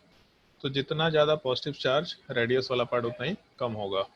और अगर रेडियस कम हो गया तो जैसे एक छोटा एटम है और एक एटम तो बराबर है फ्लोरीन वाला पार्ट, बट जेनॉन छोटा एटम पहले जगह पे और दूसरी जगह पे बड़ा एटम, तो बड़ा एटम ज़्यादा बड़ा बॉन्ड बनाएगा क्योंकि बड़ा एटम है। बॉन्ड बनाने का मतलब क्या है कि हम लोग बेसिकली दो एटम्स को टच कर रहे हैं और दोनों के फिर सेंटर को जब ज्वाइन कर रहे हैं तो यहाँ से इंटरन्यूक्लियर एक्सिस आ रहा है, इसी चीज़ को बॉन्ड लेंथ बोल रहे हैं। तो छोटा एटम जब होगा तो न्यूक्लियस को ज्वाइन करने वाला लाइन भी छोटा होगा, बड़ा एटम होगा तो ज़्यादा बड़ा एटम होगा। तो जितना ज़्यादा पॉजिटिव चार्ज उतना छोटा एटम, और छोटा एटम छोटा बॉन्ड बनाएगा, बड़ा एटम सबसे बड़ा बॉन्ड बनाएगा। तो उसके हिसाब से XCF2 प्लस ऐसा आराम से ले सकते हैं। XCF2 सबसे लार्जर बॉन्ड होगा, फिर XCF4, फिर XCF6 वाला पार्ट सबसे छोटा बॉन्ड निकल के आएगा। और अगर सर एंगल कंपेयर करना होगा तो? एंगल कंपेयर कैसे कर पाएंगे इसमें, ये बताओ, क्योंकि सर इसमें तो XCF4 और F2 का तो कर सकते हैं, लेकिन F6 का कैसे करेंगे? तो एंगल कंपेयर करना बोला भी नहीं है ना। जैसे जब बॉन्ड एंगल की XCF6 का शेप क्या होता है? किसका? XCF6 का डिस्टॉर्टेड ऑक्टाहेड्रन। ये वैसे पेंटागोनल पिरामिडल क्यों नहीं होता है? पेंटागोनल पिरामिडल क्यों नहीं होता? तो लड़का क्यों है, लड़की क्यों नहीं है? ये सर आप वही शुरू कर दिए सर, इसका बोले तो ऐसा कोई रीजन नहीं है। अरे मतलब नहीं, रीजन की बात नहीं कर रहे हैं। जैसे लड़का क्यों है लड़की क्यों नहीं है, जैसे इसका एक हम लोग ये बोल सकते हैं ना कि जो ऑब्जर्वेशंस है उसमें एक लड़के का कैटेगरी बनाया गया, एक लड़की का कैटेगरी बनाया गया है, तो तुम्हारे फीचर्स लड़के से मैच करे इसलिए लड़का, मतलब उसका कोई रिटोरिक क्वेश्चन नहीं है, एक सिंपल ही क्वेश्चन है।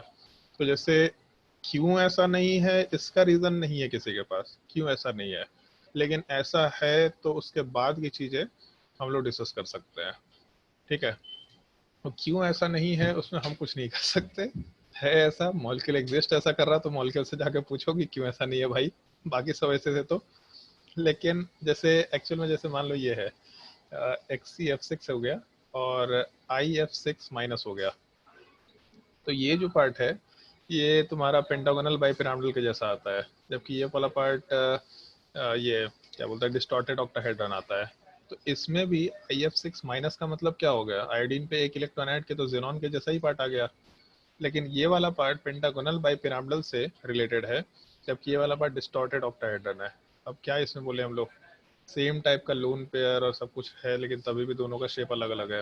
तो डिस्टॉर्टेड ऑक्टाहेड्रन होता है, ये एक इम्पॉर्टेंट इन्फॉर्मेशन के जैसा हम नोट करवाते हैं सबसे लास्ट, मतलब बिल्कुल जब केमिकल बॉन्डिंग वगैरह खत्म होता है तो सारे इंपॉर्टेंट पॉइंट जो होते हैं उसमें एक ही पॉइंट ध्यान रखने लायक होता है कि XCF6 वाला पार्ट का शेप डिस्टॉर्टेड ऑक्टाहेड्रन होता है।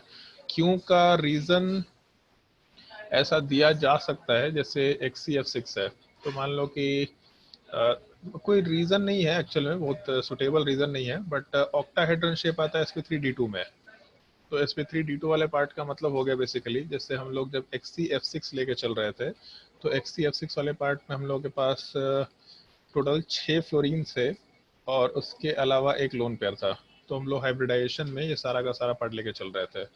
लेकिन इस केस में ये जो लोन पेयर है ये हाइब्रिडाइजेशन में पार्टिसिपेट नहीं करता, तो इसीलिए वो लोन पेयर प्योर ऑर्बिटल में एग्जिस्ट करता है, और प्योर डी ऑर्बिटल में जब एग्जिस्ट कर रहा होगा तो उसको सिग्मा बॉन्ड वाले पार्ट से मतलब नहीं रहता है, बट लोन पेयर है, रिपल्शन का फैक्टर तो रखेगा, इसलिए जो ऑक्टाहेड्रन शेप होता है उसको डिस्टॉर्ट कर देता है। ये एक रीज़न उसका मेंशन कर दिया जाता है, बट ये कोई रीज़न नहीं है, तो बस है कि एक एक्सप्लेनेशन है बेसिकली। क्यों नहीं है भाई उसका शेप पेंटागोनल के जैसा, तो लोन पेयर हाइब्रिडाइजेशन में नहीं रहता। क्यों नहीं रहता नहीं मालूम, बस रहता है, नहीं रहता है, मान लो ऐसा। तो अभी के लिए तुम भी मान लो ऐसा, ठीक है। इसका यही मेरे पास एक्सप्लेनेशन है अभी के लिए, बस ये है कि शेप डिस्टॉर्टेड ऑक्टाहेड्रन होता है, ये चीज़ मालूम करके रखना है थोड़ा, अभी के लिए अभी नहीं, बाद में मालूम करना है। और कोई डाउट किसी को?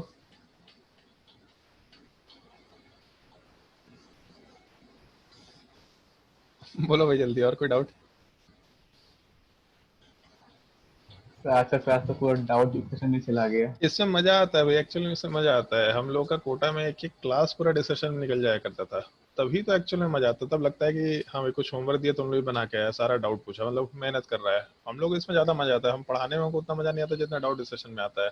फिर डाउट डिस्कशन में मल्टीपल पॉसिबिलिटीज पे चीजें आती है, जैसे वो जो यही क्वेश्चन जो है क्वेश्चन नंबर 222, इस क्वेश्चन का हमको लास्ट क्लास में नया टाइप का एक्सप्लेनेशन मिला, तो हमको भी बहुत मजा आया कि चलो ठीक है, हम पढ़ा तीनों कंसेप्ट रहे हैं, बट तीनों कंसेप्ट पढ़ाने के बाद भी हम तीनों तरीके से नहीं सोच पा रहे थे, बट वो जो एक नया तरीका हमको जिंदगी भर याद रहेगा कि हाँ ठीक है, इसको तीनों तरीके से कर सकते हैं, इस तरह के सवाल को तीनों तरीके से कर सकता है। हम भी नहीं सोचते थे इतना, ऐसा कोई दिक्कत वाली बात नहीं है।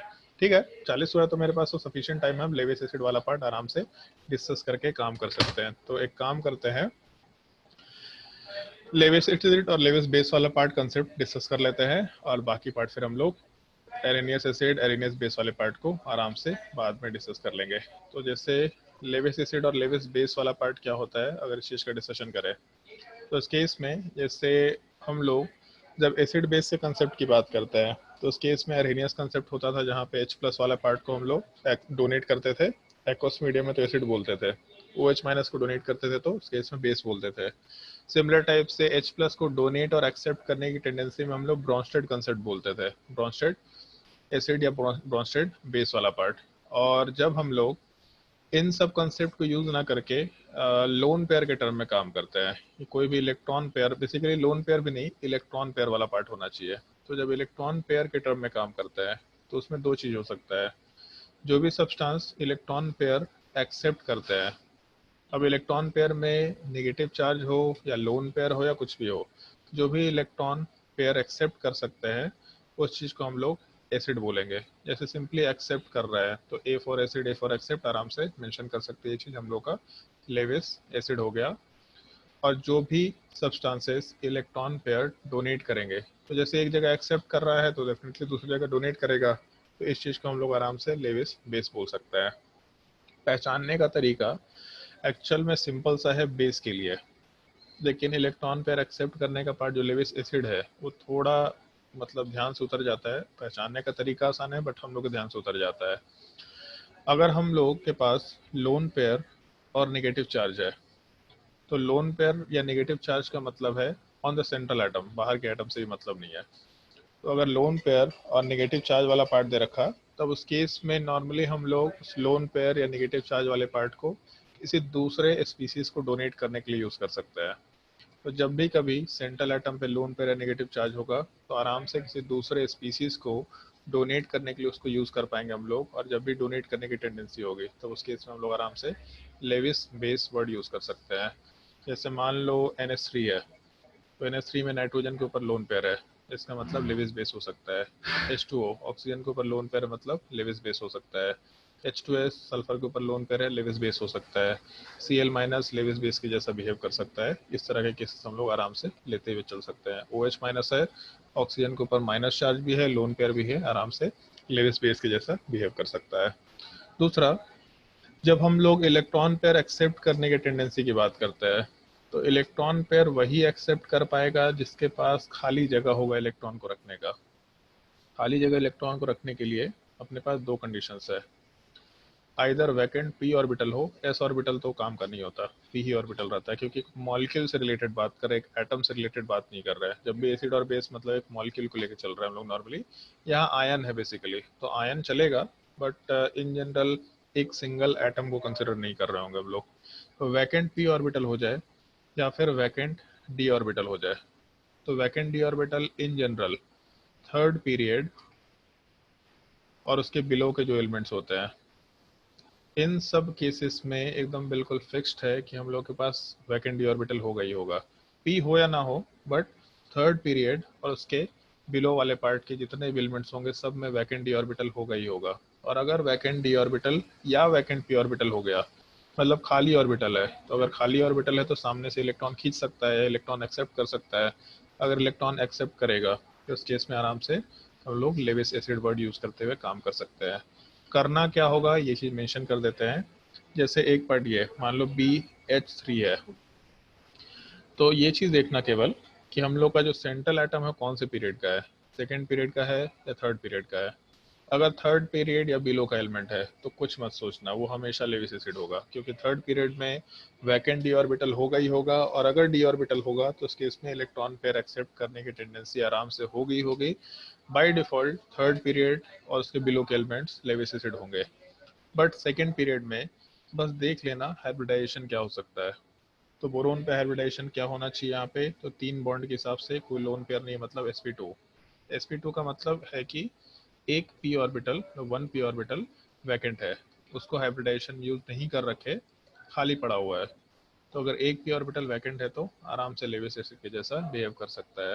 मान लो AlCl3 है, तो यहाँ पे भी sp2 हाइब्रिडाइजेशन, एक p ऑर्बिटल वैकेंट है, आराम से ये भी लेविस एसिड के जैसा बिहेव कर सकता है। तो इस तरीके से जितने जितने कंपाउंड्स है सबको हम लोग आराम से लेविस एसिड बना सकते हैं जिसपे भी p ऑर्बिटल वाला पार्ट खाली होगा। जैसे मान लो BF3 है, तो BF3 में बोरोन के ऊपर sp2 हाइब्रिडाइजेशन, मतलब आराम से हम लोग यहाँ पे एक p ऑर्बिटल वैकेंट रख सकते हैं, molecule definitely electron pair accept कर पाएगा। इस तरह के केसेस को हम लोग लेविस एसिड आराम से बोलते हुए काम कर सकते हैं। वैसे एक छोटा सा चीज है, हम लोग 2 टर्म यूज करते हैं ऑर्गेनिक केमिस्ट्री में, इलेक्ट्रोफाइल और दूसरा न्यूक्लियोफाइल।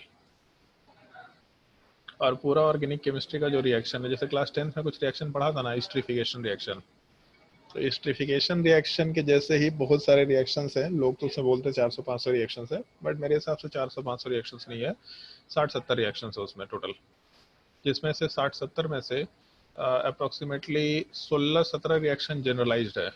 जनरलाइज का मतलब एक जनरल कंसेप्ट के ऊपर इस चीज को आराम से पुट करके, अब जैसे एसिड बेस्ड रिएक्शन है, अब एसिड बेस्ड रिएक्शन में हम HCl का रिएक्शन कराए या हम HBr का रिएक्शन कराए, उसको अलग थोड़े ना बोलेंगे यार, सब सेम ही चीज है। बट लोग उसको ऑर्गेनिक केमिस्ट्री में अलग अलग काउंट करते हैं, एनसीईआरटी में काउंट करके देखता है कितना रिएक्शन दे रखा, तो अरे भाई साहब इतना सारा रिएक्शन है, उतना रिएक्शन नहीं है, 60-70 रिएक्शन है टोटल। तो पूरा का पूरा रिएक्शन एक्चुअल में केवल इलेक्ट्रोफाइल न्यूक्लियोफाइल के ऊपर बेस्ड है। मतलब जब भी, जैसे नाम यहाँ दे रखा है इलेक्ट्रोफाइल, तो इलेक्ट्रोफाइल मतलब डेफिनेटली कोई पॉजिटिव चार्ज से रिलेटेड पार्ट होगा, न्यूक्लियोफाइल मतलब डेफिनेटली कोई नेगेटिव चार्ज से रिलेटेड पार्ट होगा। तो एक पॉजिटिव चार्ज एक नेगेटिव चार्ज के बीच में हमेशा अट्रैक्शन होता है, अट्रैक्शन होगा तभी रिएक्शन हो पाएगा। जैसे एक एसिड और एक बेस में एक OH माइनस है, एक H+ है, तो प्लस माइनस चार्ज हो गया, अट्रैक्शन होगा तब H2O बनता है। एक H+ के साथ कंबाइन नहीं करेगा, या फिर एक OH- OH- के साथ कंबाइन नहीं करेगा, बचपन से पढ़ते आ रहे हैं, unlike charges attract each other, like charges repel each other. तो उसी बेसिक कंसेप्ट के हिसाब से कभी भी एसिड एसिड के साथ रिएक्शन नहीं करेगा, बेस बेस के साथ रिएक्शन नहीं करेगा, केवल एक एसिड एक बेस के साथ रिएक्शन करेगा। और इलेक्ट्रोफाइल को हम लोग नॉर्मली लेविस एसिड कंसिडर कर सकते हैं इन जनरल, हमेशा नहीं, हमेशा बोलना गलत है, बट इन जनरल इलेक्ट्रोफाइल जो है वो एक्चुअल में लेविस एसिड का बिहेवियर रखता है, और न्यूक्लियोफाइल वाला पार्ट हमेशा, ये तो इन जनरल भी नहीं, हमेशा लेविस बेस का बिहेवियर रखता है। इलेक्ट्रोफाइल क्यों नहीं रखता उसका रीज़न थोड़ा ऑर्गेनिक केमिस्ट्री में आएगा, बट अभी के लिए लेविस एसिड जो इलेक्ट्रॉन पेयर एक्सेप्ट कर सकता है वही चीज़ इलेक्ट्रोफाइल है। मतलब फाइल का मतलब होता है ऐसे कुछ बोलते थे पता नहीं क्या है, तो इलेक्ट्रोफाइल का मतलब बस इलेक्ट्रॉन पेयर एक्सेप्ट करने की टेंडेंसी, न्यूक्लियोफाइल का मतलब लोन पेयर या नेगेटिव चार्ज या इलेक्ट्रॉन पेयर डोनेट करने की टेंडेंसी। तो इलेक्ट्रॉन पेयर एक्सेप्ट करने के लिए जो हम लोग का लेविस एसिड है उसमें और इलेक्ट्रोफाइल में यही एक डिफरेंस है कि लेविस एसिड में जब तक वैकेंट ऑर्बिटल नहीं होगा तब तक हम लोग कंसिडरेशन लेके नहीं चलेंगे। इलेक्ट्रोफाइल कभी कभी डिस्प्लेसमेंट टाइप का रिएक्शन कर लेता है। डिस्प्लेसमेंट टाइप का रिएक्शन का मतलब, जैसे मान लो 10th क्लास में जो पढ़ा था, जिंक वाला पार्ट कॉपर सल्फेट के साथ रिएक्शन करके जिंक सल्फेट बना रहा है, प्लस साथ ही साथ कॉपर, तो एक को दूसरा पार्ट डिस्प्लेस कर रहा है फिर रिप्लेस कर रहा है। सिमिलर टाइप से जैसे CH3Cl है, ये पार्ट OH माइनस के साथ जब रिएक्शन करता है तो प्रोडक्ट वाले पार्ट में CH3OH और साथ ही साथ Cl माइनस का फॉर्मेशन करा रहा है। तो basically OH minus electron pair donate कर सकता है, तो इसको लेविस बेस बोल सकते हैं, या इसी चीज़ को हम लोग न्यूक्लियोफाइल बोल सकते हैं। तो एक न्यूक्लियोफाइल यहाँ से Cl माइनस को हटा रहा है। तो बेसिकली एक चीज़ ऐसा सोचा जा सकता है लॉजिकली कि CH3Cl है यहाँ पे और Cl माइनस हटा रहे हैं हम लोग। तो Cl माइनस हटाने का मतलब ऐसा सोच सकते हैं कि ये बॉन्ड अगर हटाए तो Cl माइनस बना दिया और CH3 प्लस बना दिया, ऐसा सोचा जा सकता है। डाइपोल पढ़ चुके तो इतना तो दिमाग लगा सकते हैं कि क्लोरीन ज़्यादा इलेक्ट्रोनेगेटिव है तो इसके ऊपर माइनस चार्ज चला गया, सामने वाले के ऊपर प्लस चार्ज। तो अब यहाँ पे कार्बन के ऊपर 3 हाइड्रोजन्स हैं और एक पॉजिटिव चार्ज, मतलब sp2 हाइब्रिडाइजेशन। और अगर sp2 हाइब्रिडाइजेशन है तो इसका मतलब एक वैकेंट पी ऑर्बिटल होगा, तो इलेक्ट्रॉन पेयर एक्सेप्ट करने के लिए इसके पास खाली जगह है। तो OH माइनस का नेगेटिव चार्ज इस पॉजिटिव चार्ज के साथ कंबाइन करके CH3OH का फॉर्मेशन कर दिया। तो ये जो कंपाउंड है ये एक्चुअल में देख के नहीं लग रहा कि इसके पास वैकेंट ऑर्बिटल है, लेकिन इस रिएक्शन के टाइम पे Cl वाला पार्ट यहाँ से हट जाता है और ये कार्बन वाला जो पार्ट है, कार्बन वाला पार्ट किसी दूसरे बेस के साथ कंबाइन करने की टेंडेंसी में आता है। इस चीज़ को हम लोग इन जनरल लेविस एसिड बोल सकते थे, बट ज़्यादा प्रिसाइजली ऑर्गेनिक केमिस्ट्री में इसी चीज़ को हम लोग इलेक्ट्रोफाइल बोलते हैं, और ऑर्गेनिक केमिस्ट्री वाले पार्ट में जो लेविस बेस उसी चीज़ को हम लोग न्यूक्लियोफाइल बोल के काम करते हैं। इसके अलावा जैसे जो क्लास 12 का टॉपिक होगा कोऑर्डिनेशन कंपाउंड, उस कोऑर्डिनेशन कंपाउंड वाले पार्ट में जो लेविस बेस है उसी चीज़ को हम लोग दूसरा नाम दे देते हैं, उसी चीज़ को लिगेंड बोला जाता है। लिगेंड मतलब जो भी सेंट्रल एटम के ऊपर लोन पेयर डोनेट कर सकता है। जैसे मान लो ये चीज़ है एफिसियन 6 में मान लो ऊपर 4 माइनस ले लिया है, तो इसमें स्ट्रक्चर ऑलमोस्ट ऐसा होता है कि जो CN वाला पार्ट है, ये CN का माइनस चार्ज यहाँ से इलेक्ट्रॉन कोऑर्डिनेट किया, एक CN, दूसरा CN का माइनस चार्ज इलेक्ट्रॉन, मतलब कार्बन वाला पार्ट बेसिकली इलेक्ट्रॉन कोऑर्डिनेट करता है माइनस चार्ज, और CN दूसरा CN इलेक्ट्रॉन कोऑर्डिनेट किया, तीसरा CN इलेक्ट्रॉन कोऑर्डिनेट किया, चौथा CN वाले पार्ट में कार्बन इलेक्ट्रॉन कोऑर्डिनेट किया, पांचवें CN वाले पार्ट में इलेक्ट्रॉन कोऑर्डिनेट किया, छठे CN वाले पार्ट में इलेक्ट्रॉन कार्बन कोऑर्डिनेट किया। तो इस केस में जो हम लोगों का जो CN वाला पार्ट है, वो CN वाले पार्ट में जो कार्बन है वो इलेक्ट्रॉन पेयर डोनेट करता है, और जो अभी मेंशन किया था, जो अभी हम लोग इसी डिस्कशन किए थे कि एटॉमिक नंबर वाला पार्ट जो Z है वो लेस देन 21 का क्या मतलब है। तो इस तरह का जो ये है क्या बोलते हैं डी ब्लॉक एलिमेंट, ये जो कोऑर्डिनेशन कंपाउंड बनाने की टेंडेंसी है, ये कोऑर्डिनेशन कंपाउंड बनाने की टेंडेंसी केवल डी ब्लॉक एलिमेंट के साथ होगी, जिसमें एक मॉलिक्यूल अपने इलेक्ट्रॉन पेयर को डोनेट करेगा और दूसरा एक्सेप्ट करेगा। और बचपन में ये चीज़ बोला था तुम लोगों को, जब भी एक एटम लोन पेयर डोनेट करता है और दूसरा एक्सेप्ट करता है तो उस केस में फिर हम लोग एक कोऑर्डिनेट बॉन्ड का फॉर्मेशन कराते हैं। तो लेविस बेस और लेविस एसिड, इसके इंट्रैक्शन से ये कोऑर्डिनेट बॉन्ड का फॉर्मेशन होता है। ये चीज़ हम लोग आराम से मेंशन कर सकते हैं, और इसी इंट्रैक्शन के बेसिस पे तो लेविस एसिड और लेविस बेस के इंट्रैक्शन पे पूरा का पूरा ये डी ब्लॉक में कोऑर्डिनेशन कंपाउंड वाले पार्ट का फॉर्मेशन हो रहा होता है। बस वहाँ पे नाम चेंज हो जाता है, वहाँ पे हम लोग फिर से लेविस बेस ना बोल के वहाँ पे टर्म लिगेंड यूज करना शुरू कर देते हैं। मतलब नाम चेंज होगा, काम सब जगह पे सेम है। पहले हम लोग उसी को लेविस बेस बोले, उसी चीज़ को ऑर्गेनिक केमिस्ट्री वाले पार्ट में न्यूक्लियोफाइल बोले, उसी चीज़ को कोऑर्डिनेशन कंपाउंड में लिगेंड बोल दिए, बट ओवरऑल काम एग्जैक्टली सेम होगा, ऐसा हम लोग कंसिडर कर सकते हैं। ये तो हम लोग के लेविस एसिड लेविस बेस वाले पार्ट का बेसिक डेफिनेशन होता है जो हम लोग कंसिडर करते हैं, बट एक छोटा सा पार्ट और मान के चलना होता है। एसिड प्लस बेस क्या बनाता है? Salt plus water. हाँ भाई बताओ, एसिड प्लस बेस क्या बनाता है? सॉल्ट बोल कर क्या देते हैं, रुक गया। Salt plus water. Salt plus water, और कुछ नहीं बनता? H2 gas. H2 गैस नया नया ही कुछ बना दिया है। तो अब जब एसिड वाला पार्ट मेटल से रिएक्ट करता है तब H2 गैस बनता है। जब एसिड प्लस बेस रिएक्ट करता है तो डिपेंड करता है, बेसिक नेचर का होता है ना। क्या क्या बोला? मेटल ऑक्साइड बेसिक नेचर का होता है, हो गया। उधर H2 निकलता है, रेना लायक इतना मारेंगे ना उधर। उधर H2O निकलता है कि H2 निकलता है? H2O। तो H2O थोड़े ना निकाल रहे हैं हम लोग। H2O बन ही गया तो सॉल्ट प्लस वाटर नहीं है क्या? सब कुछ डिपेंड करता है कौन से टाइप के एसिड और बेस की बात कर रहे हैं हम लोग। अगर हम लोगों का erroneous acid plus erroneous base है तो एरेनियस एसिड का मतलब है जो H प्लस देता है, एरेनियस बेस का मतलब जो H प्लस एक्सेप्ट करता है। तब इस केस में इन जनरल हम लोग वर्ड यूज़ कर लेते हैं सॉल्ट प्लस वाटर। ये जो 10th क्लास में पढ़ते हैं, बचपन से पढ़ते आ रहे हैं सॉल्ट प्लस वाटर, ये 10th तक ही ठीक है। 11 12 में सॉल्ट प्लस वाटर भूल के ही मत बोलना।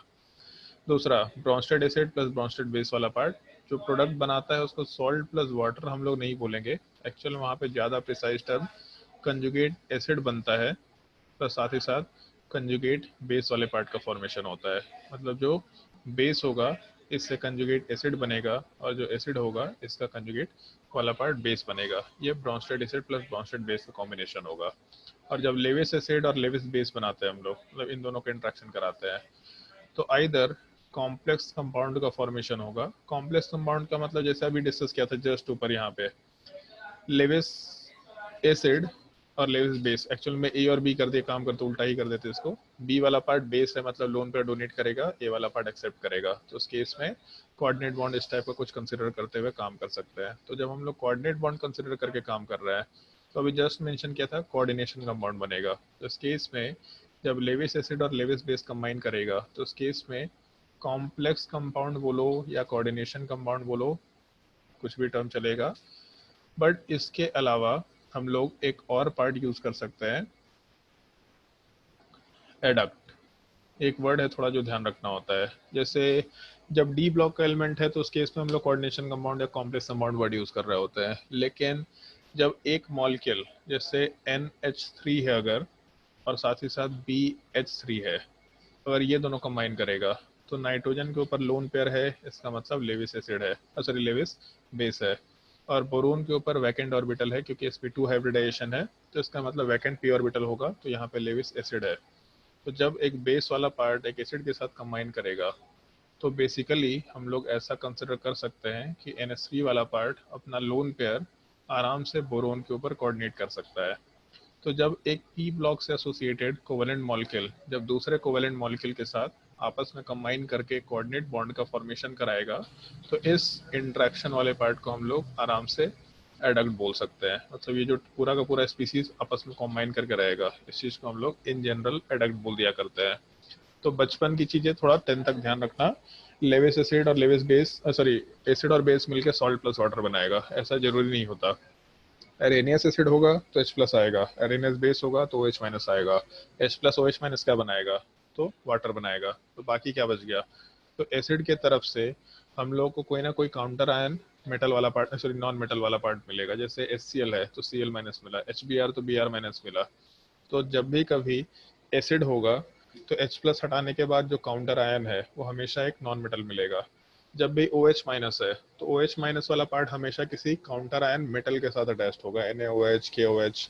तो एक मेटल वाला पार्ट एक नॉन मेटल के साथ कंबाइन करेगा तो बेसिकली प्योरली टाइप के आयनिक कंपाउंड का फॉर्मेशन करेगा। उस चीज को हम लोग आराम से सॉल्ट के फॉर्म में कंसिडर कर रहे होते हैं। लेकिन जब ब्रॉन्स्टेड एसिड होगा, ब्रॉन्स्टेड बेस होगा, तब उस केस में सॉल्ट प्लस वाटर मत बोलना, कंजुगेट एसिड कंजुगेट बेस बोलेंगे। वो भी एक्चुअल में ऑर्गेनिक केमिस्ट्री का ही पार्ट है। वो रिएक्शन भी ऑर्गेनिक केमिस्ट्री में एसिडिक बेसिक स्ट्रेंथ पे हम लोग डिस्कस किया करते हैं। और ये जो पार्ट है NH3 और BH3, ये प्योरली इनऑर्गेनिक का पार्ट रहता है मोस्टली। जब हम लोग लेविस एसिड का इंट्रैक्शन लेविस बेस के साथ कराएंगे तब उस केस में एडक्ट का फॉर्मेशन हो रहा होता है, ऐसा हम लोग आराम से बोल सकते हैं। यहाँ तक के पार्ट में अगर किसी को कोई दिक्कत तो आराम से पूछ सकते हैं, कोई भी दिक्कत हो तो पूछ सकते हैं। कंसेप्ट सिंपल सा है, कंसेप्ट में कोई दिक्कत नहीं है, लेकिन बस ध्यान रखना, ये पॉइंट ध्यान रखना होगा कि अगर लोन पेयर और negative charge on the central atom तब उस केस में लेविस बेस बोलेंगे। और दूसरा, जब वैकेंट p ऑर्बिटल और वैकेंट d ऑर्बिटल होगा तो उस केस में लेविस एसिड हम लोग आराम से बोल सकते हैं। वैकेंट d ऑर्बिटल में भी एक कंडीशन है कि हम लोग का जब भी वैकेंट d ऑर्बिटल कंसिडर कर रहे होते हैं तो पहला चीज तो ये कि d ऑर्बिटल एग्जिस्ट तो करे। और d ऑर्बिटल एग्जिस्ट कब करेगा? तो जब हम लोगों का थर्ड पीरियड और उसके बिलो का एलिमेंट है तभी d ऑर्बिटल वाला पार्ट एग्जिस्ट करेगा, उससे ऊपर तो एग्जिस्ट करेगा नहीं। तो थर्ड पीरियड या बिलो का एलिमेंट है तो बाय डिफॉल्ट उसमें वैकेंट d ऑर्बिटल होगा। कैसा भी एलिमेंट है बाय डिफॉल्ट उसमें वैकेंट d ऑर्बिटल होगा। डिपेंड करता है कि वैकेंट डी ऑर्बिटल में भी कितना चार्ज है या कितना ज़्यादा वैकेंट डी ऑर्बिटल खाली है। जितना ज़्यादा वैकेंट डी ऑर्बिटल खाली होगा, एसिडिक स्ट्रेंथ वाला पार्ट उतना ही ज़्यादा कंसिडर करते हुए काम कर सकते हैं। वैसे कंसेप्ट है जो हम यहाँ पे डिस्कस कर लेना चाहेंगे, मतलब बहुत ही प्रिसाइज कंसेप्ट अभी डिस्कस करेंगे, बहुत हाई फाई नहीं। अगर कहीं ऐसा पार्ट मिलता है तो ध्यान रखना। जैसे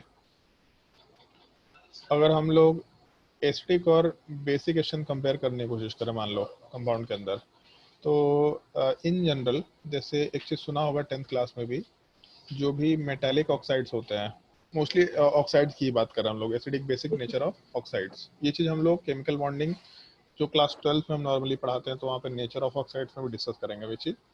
जो भी मेटालिक ऑक्साइड्स होते हैं वो सारे के सारे बेसिक नेचर के होते हैं इन जनरल।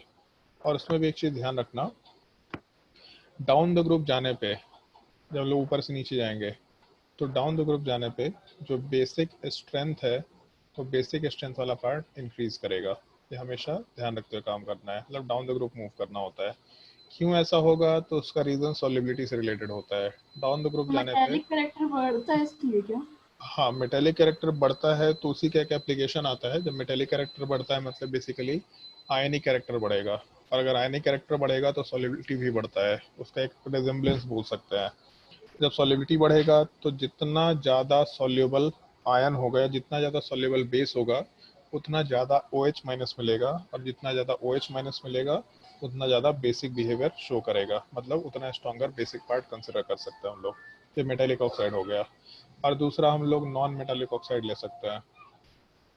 अगर नॉन मेटालिक ऑक्साइड हुआ तब उस केस में जनरली हम लोग का एसिडिक नेचर होता है, एम्फोटरिक भी होता है, बट हम लोग एसिडिक और बेसिक बिहेवियर की बात कर रहे हैं।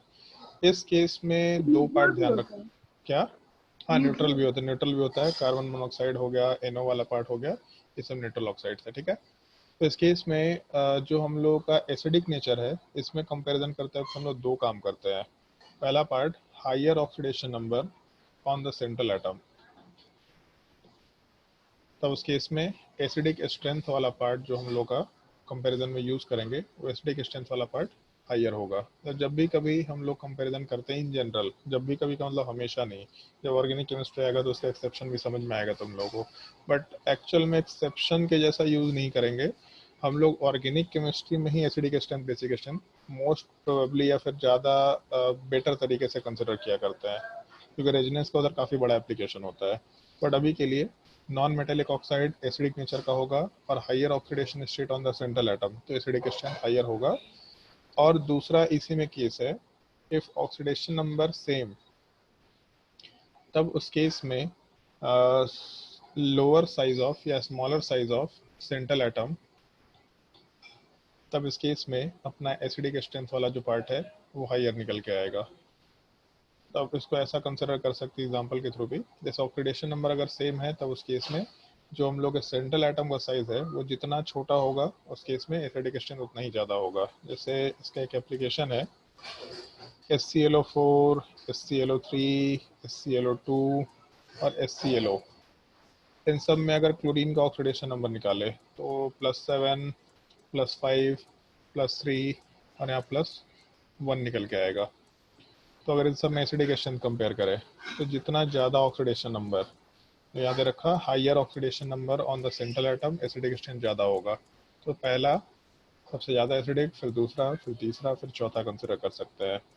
बट अगर मान लो ये कंपाउंड रखा HClO4, HbRO4, HiO4, तो इस केस को जब कंपेयर करेंगे तब यहाँ पे हम लोग को दिख रहा है कि सब में ऑक्सीडेशन नंबर वाला पार्ट एग्जैक्टली सेम है। अगर ऑक्सीडेशन नंबर वाला पार्ट एग्जैक्टली सेम है तब कंपैरिजन करते वक्त हम लोग जैसे +7, +7, +7 तीनों में है, तो जिस केस में सेंट्रल एटम का साइज सबसे छोटा होगा उस केस में हम लोग का एसिडिक स्ट्रेंथ वाला पार्ट सबसे ज़्यादा होगा, मतलब HClO4 सबसे ज़्यादा एसिडिक, फिर HbRO4 और सबसे लास्ट में HiO4।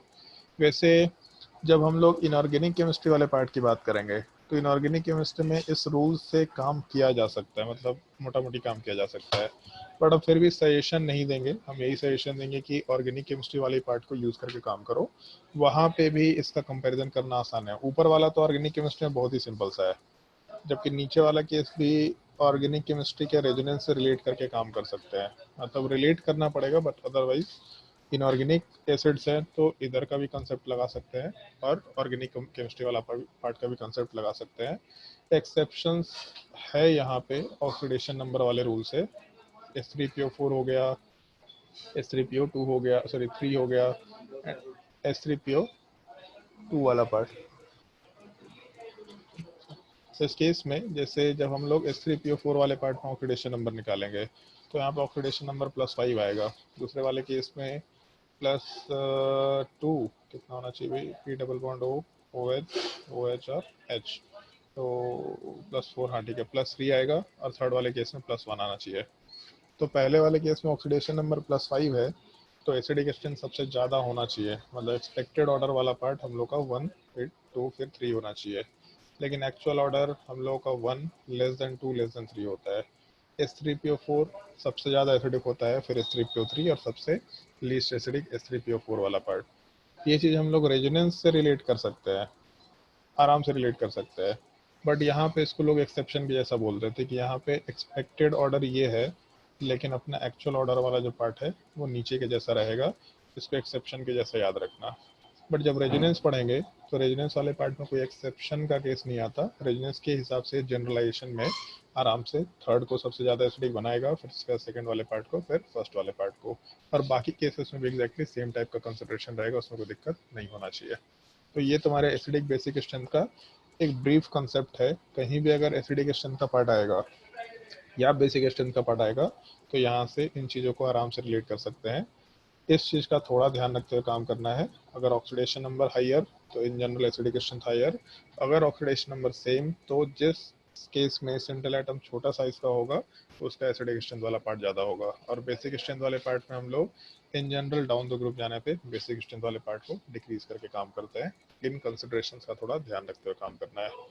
तो आज तो ठीक है, खैर हम बैक बॉन्डिंग वाला पार्ट शुरू नहीं कर रहे हैं। बैक बॉन्डिंग वाला पार्ट हम नेक्स्ट क्लास में शुरू करेंगे। आज डिस्कशन अच्छा हुआ था। आज कोई होमवर्क नहीं है तुम्हारे लिए, तो नेक्स्ट क्लास में कोई डिस्कशन नहीं होगा। नेक्स्ट क्लास में सीधा हम लोग कैलकुलेशन वाले पार्ट से या फिर थ्योरेटिकल पार्ट से शुरू कर सकते हैं।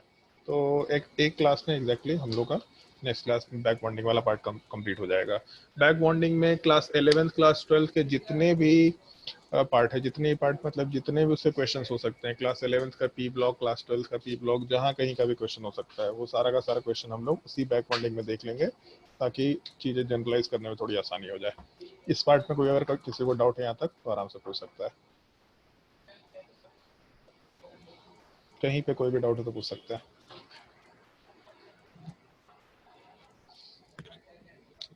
चलो, अगर डाउट नहीं है तो फिर नेक्स्ट क्लास में कंटिन्यू करते हैं। नोट से भी भेज देते हैं तुम लोग को।